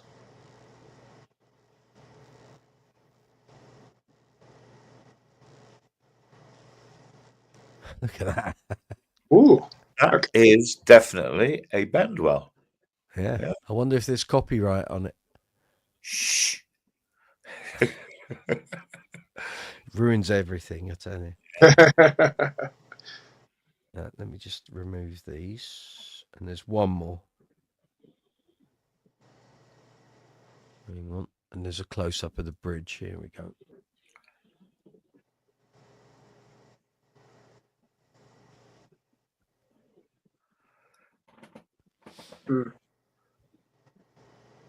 Yeah. So, yeah, it's not that It's rounded. It's The riser. yeah, it kind of to me looks a bit like a woodwork project from school, and then they've put really good hardware and electronics and pickups on it. But Yeah. but the woodworking's been a bit that Bendwell is quite shocking, and Yeah. and all of this around like the edging, it just looks a bit half-hearted. But it is what it is. Indeed. It is what it is. There we go. Thank you for sharing that, Pete. Very good. It is 11:05. We'll give it another 10-15 minutes or so, and then we'll wrap it up. Hang on. Here we go. Oh, Bill Lawrence. Pickups. Do you know what? I'm gonna hold. Yeah, I'm gonna hold on. I'm gonna hold on for now, Andy. I think we'll just we're gonna change the direction for a little while. Westport, beautiful Jaydee, originally Roadie 2 fretless from 86, converted in 2024. Bill Clements, PV Dynabase with the super ferrite pickups. I did put PV on there, so that's cool. Westport, yes, it has been finished beautifully, and the satin inlays are beautiful. Plays exceptionally well. Action is perfect, not too high, not too low. Andy Stratford, my Jaydee on order will have 16.5mm string spacing, satin inlays, red front and side LEDs. Coca-Cola was going to be Calibas, but changed it to a marking. Series 3 will be unique. Has there been many made with a 16.5mm spacing? Probably not, because up until the King Base coming out, most people didn't care about things like 16.5mm spacing. They just played them. And No. for some reason, because Mark spec that and Rob built it, everyone suddenly thought they had to have 16.5mm spacing. All it is, it cramps your fingers up because the strings are much closer together. Very Yeah. much, very much so. Some 5 strings were like that. Stingray 15? I can't remember. No, Stingray. Ray 5s are 17 or 17 and a half around there. Right, okay. I just know it's a tighter spacing, and you just get people going, it's too close, I can't play With that. Yamaha BB 5000 had the tight spacing. Mm. Yeah, and some of the Ibanez's with 5 or 6 strings had about 15mm. You know, Right. really tight. Yeah. So, personally, totally a personal choice. If that's what you want, Andy, you go for it. For me, I prefer 18 and 19 every day of the week. I don't particularly like tight string spacing because it's just a pain in the backside when you're on gigs. For the pick. You miss all the time.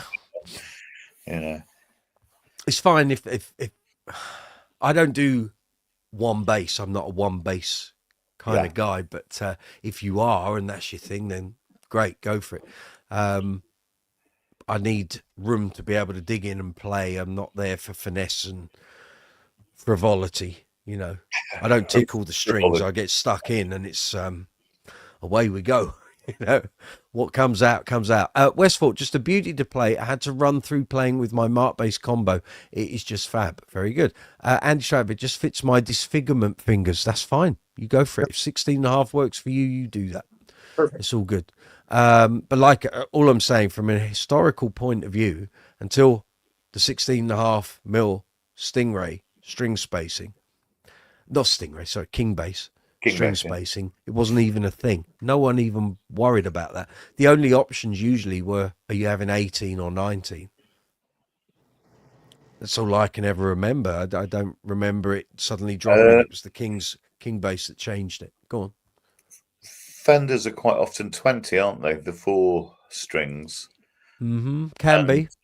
On the status range, the 4 strings were always 19, and the 5s are 18. Yeah. Yeah. So. Yeah. Bass sounds huge. Those low ends are powerful. It's because it's your 2 split coil pickups and the EQ. That's what's doing that. And the timbers. Andy, you have a Status King bass Black Beauty and Status Series 2 Black Beauty, both 16mm. Lucky man. If that's working for you, well done. That's all good. I don't like narrow string spacing. That's why I prefer a P bass over a jazz, because I prefer the wider neck. Yeah, that's right. Yeah. That's me with the Attitude bass. Yeah. Very nice and wide. Get your finger and really move around. Yeah, that's right. Yeah. Very good. So what have you been up to this week, Mr. Pink Bassman? Well, I just, before I left the studio this morning, I got 3 tracks I've got to cut when I go back. And of course, everything is in preparation for the launch across the pond. So had a word with Toby Diggins, and the curry is going to be amazing in Brum. Excellent. Yes. No worries there. Very good. I've not heard anything since someone had their meeting with the, I don't know, the organisational people. So I still don't know if we're going to be playing or not. Oh, Andy Stratford, you asked last week, was Nick Smith's thing going to be a bit of a jam thing? No, it's not. I had a word with Nick's sister last week. So apparently something was posted up on his Facebook profile that I can't find. I can't even see any evidence of it on his page, that was asking people to put their names down if they wanted to play. Can't find that. There was a guy organising all of this, the running order, the bands, the equipment, and apparently now he's not going to be doing it due to family situation. Nick's sister is having a meeting with someone else who's now doing that. And I said to her, well, you are aware there are a lot of musicians coming to this who, to any given extent, think they're going to be getting up to have a play. My question at the time last week was, I haven't seen a list of bands. I haven't seen a list of songs. How do we even put ourselves forward? And I think that opportunity may well have passed, but she's going to come back to me and let me know. I then went on to the events page on Facebook. And if you go into the discussion section, there's a list of the bands. There's 20 bands playing. So 20. unless you know someone in those bands, there's 20 bands. I counted them. So And are they unless all just doing 1 or 2 songs? Because that seems like a lot of bands. It that's does, what I doesn't it? thought. It just seems like a bit of overkill. So people like myself, Jamie, Rich, who thought we might get up and play 2 or 3 numbers. I don't know if that's even going to be possible. I don't know who's going to organize it. And I think there's going to be a lot of us there who thought we might do something, but we probably not. We're just going to be there for a drink and enjoying the day. So it is what it is. Good. Well, once I've seen the list of 20 bands on, I'm thinking, well, good luck to the person that's organizing that, because that is going to be one hell of a. It's going to be like I think there were fewer bands on Live Aid. And I think they're going to need to employ the traffic light system, because there is no way you're going to get all those bands on and off in the time they've got. I just can't see it. Unless they're all sharing the same backline. It's just a case of They are guitars in. all the drums and backline are going to be shared, but it's like amongst that list of bands, you've got Nick's old band Genesis Connected, and they do things seriously proper. They're not just getting up for a bit of a whittle and off they go. And I don't know how long their set was going to be, how they're going to get set up to be able to do that unless they're first on. I don't know. Can't wait. So, yeah. So what you were asking last week, Andy, can we turn up and is it going to be a jam? No, that's not what it's going to be at all. Turn up. Turn up. Yeah, Westford, overall it's a wonderful bass, very good. And Pink Bass Man, I found the last number of the serial number. It's a 6. Is it 6? 6. The number of the beast. Is it one of them? No, 6. not just Excellent. lovely. Excellent. Play Summer of 69 on it. It'd be wonderful. Andy, okay, thanks. That's cool. I'm not good enough in it. No, I think you'd be perfectly able. So, Do it. Westford was a pain to find since the refinished cover the serial number. Get it. Yep. Get it. Yep. All good. All good. It might show on a blue light. If you put a blue light against it, you might see it underneath. Yeah, you might see the indentations for the number because they're stamped in, so it should be fine. Should be fine. Any other business, gents? Any bass matters? Anyone got any questions out there in YouTube land? Anything on bass guitars, bass amps, bass effects, bass accessories? Anything you want to talk about? Bass string. 11:45 here. Sorry. Bass strings, pink straps, you know. Well, doesn't have enough pink Owner of a straps. pink bass. Owner of a pink bass. Well, Jamie wants to see What's this. everyone's thoughts on the West Tone Supertone, the Hipshot Supertone? Because this Gibson 3-point bridge is crap. Oh, it's You one of tell it those. how it is, Gaz. No Get hanging about there. Get the hip Piece of shot. crap. Yes, the 3-point bridge is a piece of crap. Get the hip shot bridge. Yes.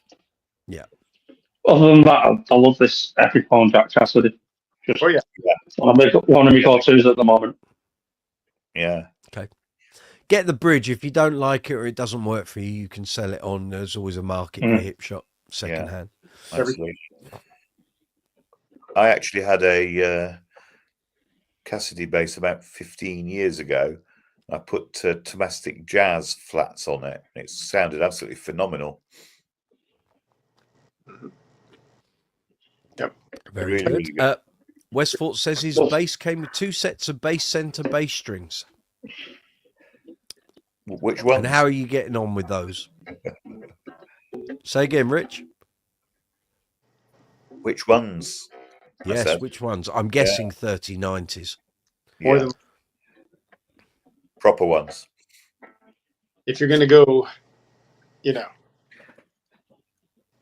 You want Can't to set actually read your 4000s on. t-shirt. Oh, I see. Yes. Yes. King Mark. That's right. King of bass. Yes. Underneath. But one slight question, Jamie. Why does your t-shirt not have a status bass on it? Because you haven't purchased me one yet. Oh, okay. It wasn't made with a status option. It was made. Those came out for the last tour when all he's using the JDs. All right. Okay. The photo. Hey, that reminds me, Rich. How come you don't have a pink status? Because I've never even thought of the idea of owning a pink bass until this one arrived. See? Yeah. Yeah. Yeah. If I've ever Because, status. As I said when I did at the sort start, of mid sort of 2000s, and I did the custom building, and it was always, wood, Sure. you know, Oh, curly yeah. walnut. Very had- nice.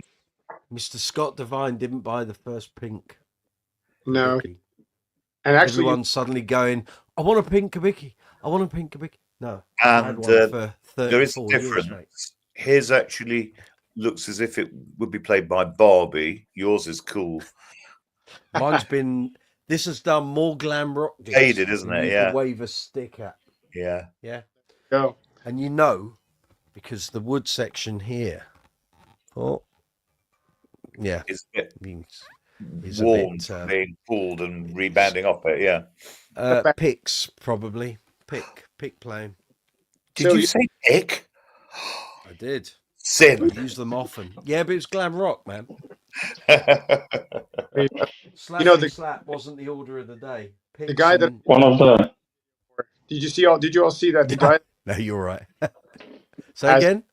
guy that I did the pink JD video for has now a Yeah. pink Kubicki as well. Ah, there you go. Matt, They're breeding. you know how many times I've been asked, "Are those yours?" Yeah, All right. yeah. Sorry. Want to make something of it? Yeah. Yeah. That's it. Yeah. Dude, Yeah. Do you know who I am? Yeah. Yeah. Right. Who do you think you are? Yeah. As Mickey Flanagan says, where I come from. No, that was the BBC. Say his agent rang him and said, "Do you want to be on Who Do You Think You Are?" And he said, "Where I come from, that's the start of an argument in a pub. Who do you think you are?" Yeah, it's quite right. Andy Stratford, can I ask when status finally close in the future where the best place to buy double ball-ended strings will be? There are quite a few manufacturers. So we've had this discussion before. Dario make double ball ends. GHS Rotor make Sounds. double ball ends. JHS do. Say again, Gaz. Rotor Sounds. Rotor Sound, of course, Yeah. and the Bass Center. So there's 4 manufacturers for you. yeah. The only thing is with Rotor Sound, Andy probably wants 3090s, and Rotor Sound only start at 4000. So, or is it 4505? They've much reduced their gauges for. But Yeah. your probably best bet is Bass Center because they do all the regular gauges: 3090, 3595, 4000, 4505. Or Dario. They've got quite a good selection. I know, because last time we got asked this question, people going, "I can't get hot wires." Then look at some other brands then. Yeah. You Where know, else? Status hot wire strings are not status made strings. They're made by other companies and then repackaged and rebranded. Must be 3090s. There you go. Yeah. Bass Center do them. In fact, I can't remember if the Darios go down that light on their double ball end.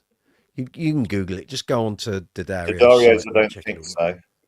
I think they start at 35.95. The GHSs go down to 3090 Mm. because I've actually bought those ones recently, and the base For all the go on. center elites go down to They do, 3090 yeah. as well. So, For all the joy and frimicry you can have with 3090s, they're absolutely useless when it comes to using them on stage because they're dead before you finish the gig because You there's so can little use- metal. There's so little metal. yeah, true. I usually on an S2, I usually get through a set in about 3 gigs or 4 gigs. Wow. Of Yeah. 3090s. Yeah, yeah, You see, and if you use 4000s, yeah. you can get 73 gigs out of a set. How about that? and Don't believe me? There's a video link on the channel. the There's a series on the 40 channel. to Go on, 95. mate. Yeah. The elixirs on the 40 to 95s, I get between 30 and 40 gigs out of them. So, yeah. Still doesn't beat my record, does it? Yeah, but there's Brighton, there's Dead. Yeah. But I still got paid. That's Well, the define. No one actually ever pulled me up and went, those strings sound bloody awful. I got to the, I probably could have carried them on till we got to 100 gigs. Bizarre. Probably, What's this? Andy, I got mine from States a few weeks ago. They are back in stock. They are. I did a mention on that because Dawn said they were on their way. Mr. Lover, active EMG pickups in a P bass, yes or no? Yes. Why not? lively. Unless it's a vintage P bass, in which case leave it as it is. Yeah. But if it's anything past 1980, yeah, stick a set of EMGs in. You'll notice the difference. And you're going to have a battery under the control plate. Yep. But I don't see why not. Guy Pratt did it with his 64 with Betsy. Yeah. Jazz, yeah, that's right. You're just going to have more oomph, more clarity, more punch, more He tagged it definition. and then told him he'd done it afterwards. Yeah, Rhodey did it. Yeah, yeah. I guess the guy did a runner before he said, "There's your bass, right? I'll see you later. I'm off for lunch." And what the hell have you done? But anyway, it seemed to work. Yeah, it depends what you want to do or what you're doing with that bass, really. But if it's vintage, no, leave it alone. And if it's anything 1980 or since then, I'd stick an active pickup in. Because you can't get things like the custom 59 that's in the Mike Dirnt bass. You have to buy the bass to get the pickup. You can't buy it separately. Otherwise, I'd say chuck one of those in. In terms of tone, the EMGs have a tone of their own. You might want to have a look. Who was I talking to the other? It was you, Gaz, wasn't it? The Aguilar video. Yeah.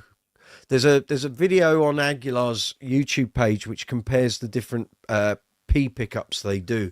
You might want to check it out because the tones are quite different.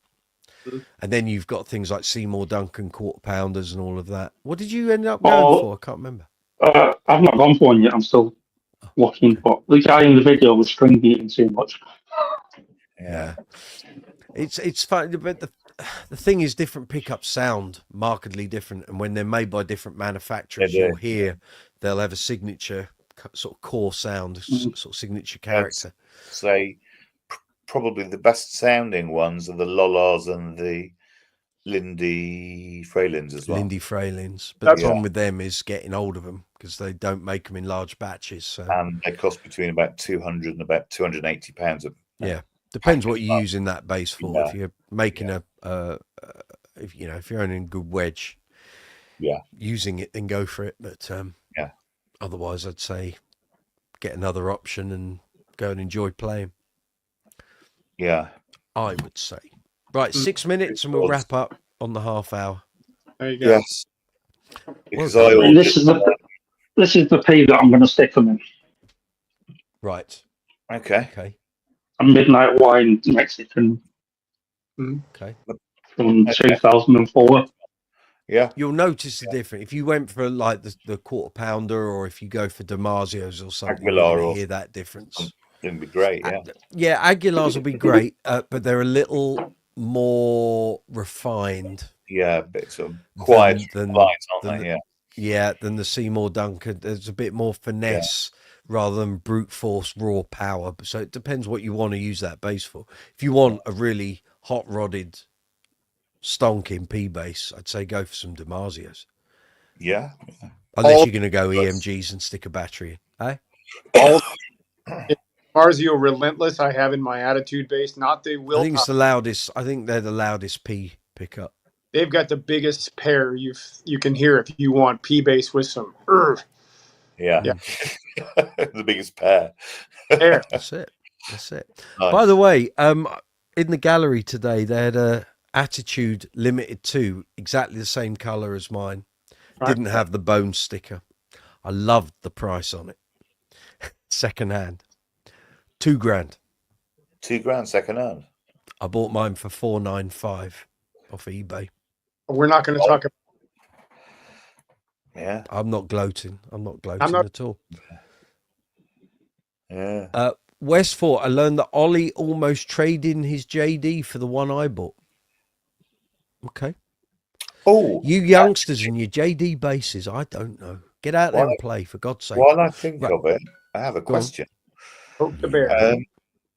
The Daphne Blue Nitro Jazz I bought for peanuts. I thought you were about to say for Pinot there. No, peanuts. Peanuts. What, the little dog? No. You Oh, know that's what I mean. Snoopy. No, the little bird thing. This guy right That's here. Peanuts. That's it. Okay. Yeah. Go on. Good old Snoopy. Lovely. Yeah.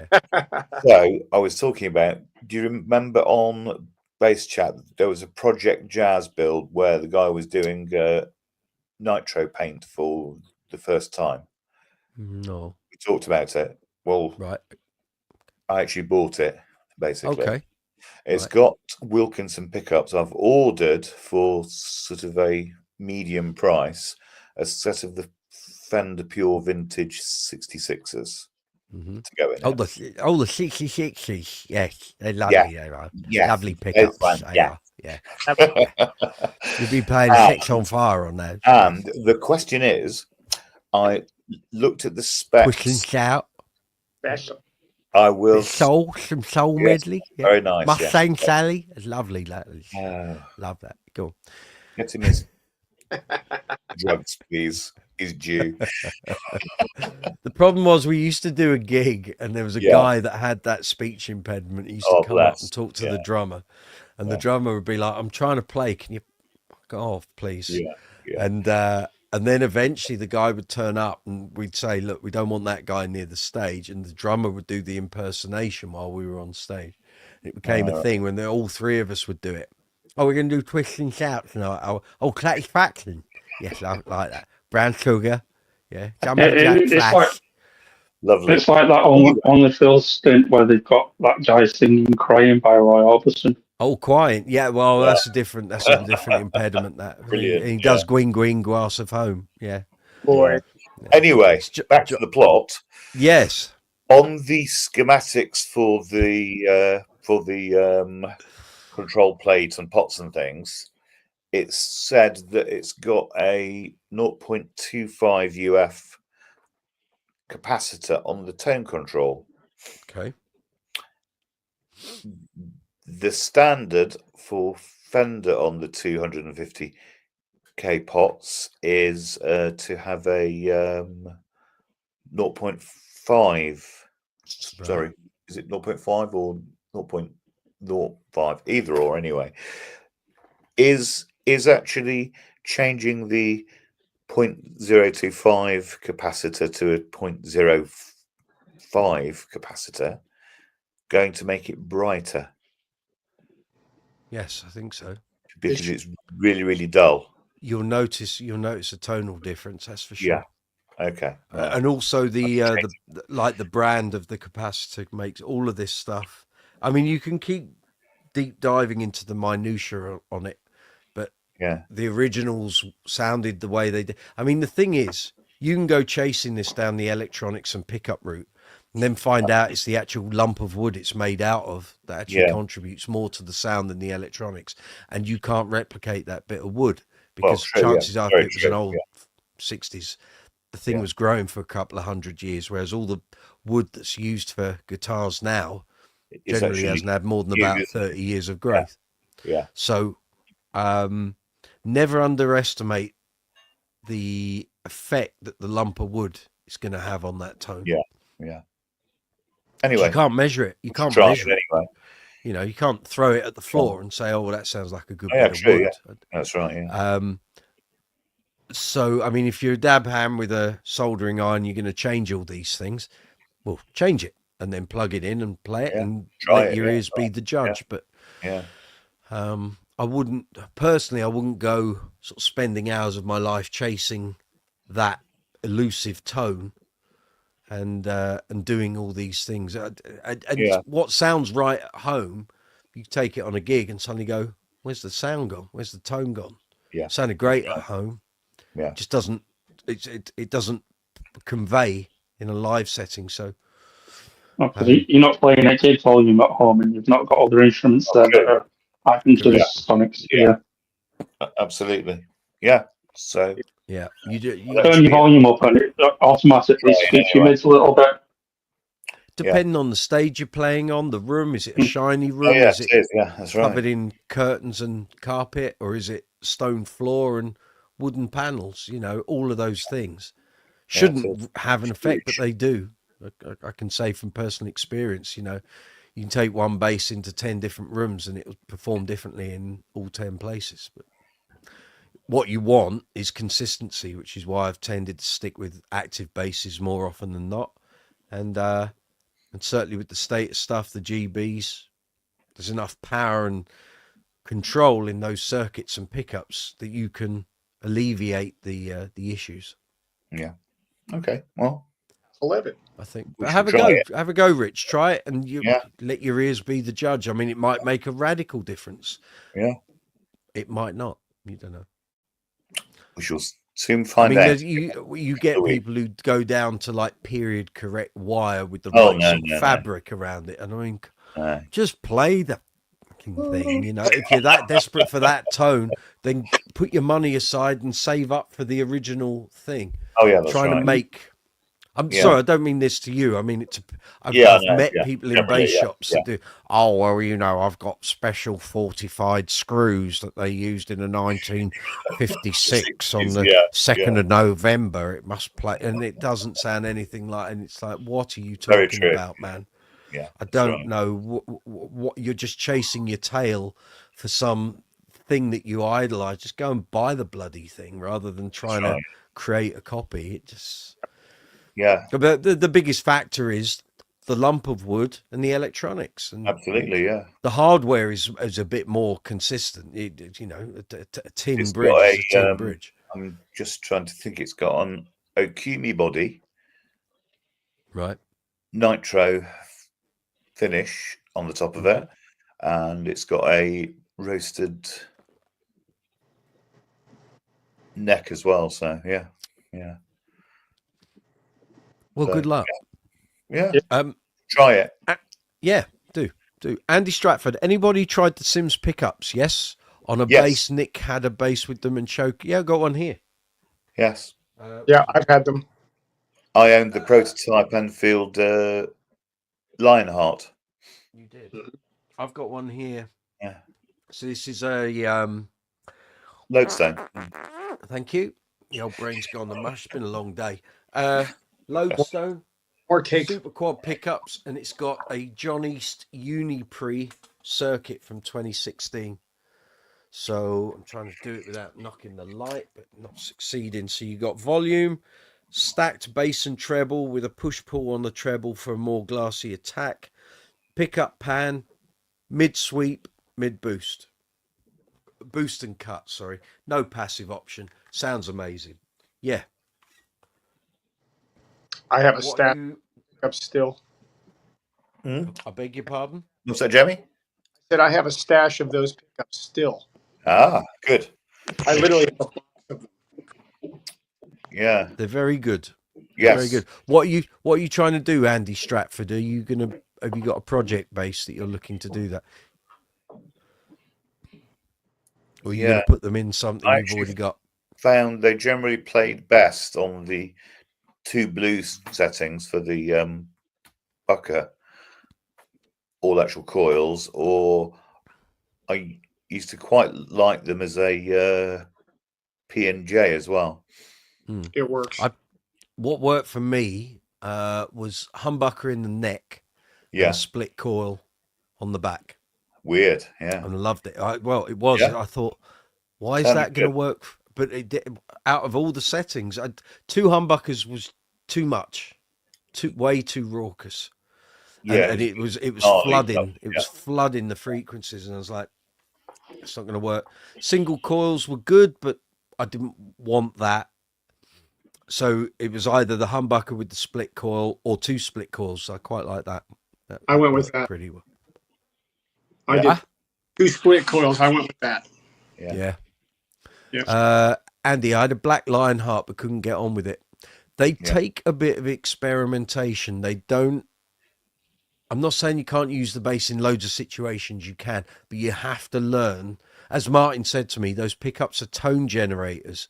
Generally, you shouldn't really need too much EQ. As you change the settings, that's changing the delivery and tone you're going to get from the strings. But also, what circuit did you have in that? I bet it was a Glockenklang. Yes. More than likely. Yes. More So that's, for me, that's your problem. Because I don't like that circuit. And the John East Unipre, pardon my language, pisses all over it. Yeah. So, Kev, you've come back. We've stopped the bass brands. We got to about 140. Duisenberg. I know. Is that Breaking Bad? Oh no, it's Helsingborg, isn't it? Andy Stratford. There was a guy who put 2 on a King bass. Interesting project. Yeah, I saw that. Not sure why they did that, but probably regretting it. If he sold the bass, he'll be regretting it because he'll have lost a load of money, especially since they 500 quid. Yeah, since they went semi-retired, putting different pickups and circuits into a status. Unless you're going to keep it, it's a bit of a fool's game, really. It wasn't the pickups; it was the bass in general. Oh, okay, right, got you. Yeah, it wasn't the. What I was saying was that the pickups are cool, but if it had a Glockenklang preamp in it, for my money, it's not going to help you. Way too clinical. Those pickups are totally focused on every nuance that the string's doing, and you put a Glockenklang in it, there's no character. It's just top and bottom. That's it. Fizz and woo, you got all this top end clatter and a load of woo. Yeah, I found that with Glockenklang amps as well. I found that with Glockenklang amps. I found that with the amps as well. Yeah, they're very tuned to what that company wants them to be, and like I say, when Martin gave me a bass to take away and I used it on a gig that night and I was traveling 3 days later, I said, you're going to need to meet me on the M25 tomorrow. I said, because there's no way I'm taking this bass with me to where I'm going, to have that as my only bass for a month. Have you got one with a mid EQ? And he, I think I might have. I said, good, that's the one I want then. And I ended up with the English Rose for a month, and that was fine. Westford, Sims pickups on a King bass. What a weird idea. Well, before Status announced their semi-retirement, people did all sorts of things. Now, leave your statuses well alone. Yes. Ibrahim Art, guys, what do you think about Flat Earth? Oh dear. What? We don't.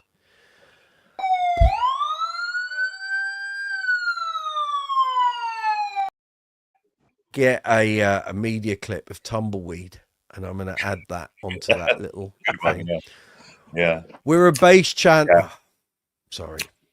Hassan Iqbal, what is this? It's a strip show, can't you tell? Idiot. Sorry. Well, I mean, okay, so shall we go? Exactly.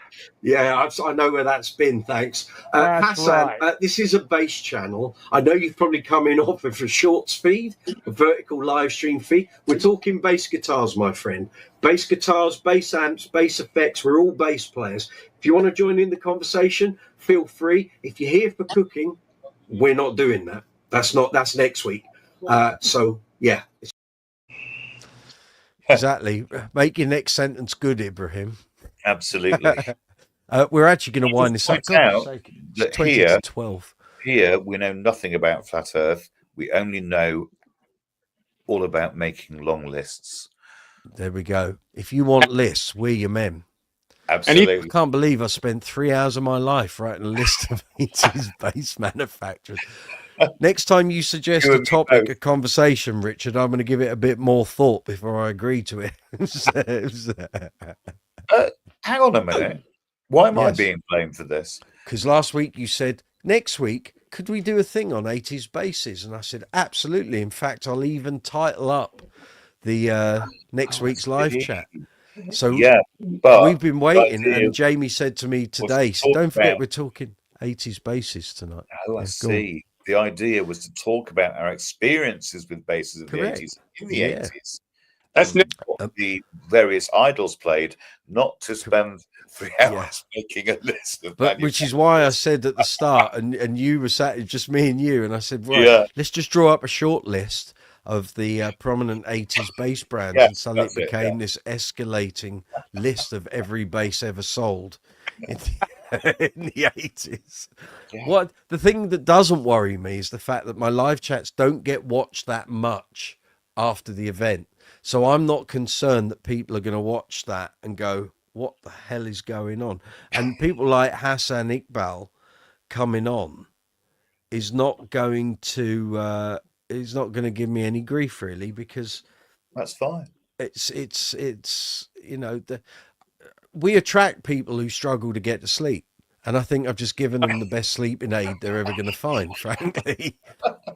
So if my sister was in hospital tonight, I'd say, watch that. You'll be asleep in about 90 seconds. But, 3 hours later. That's it.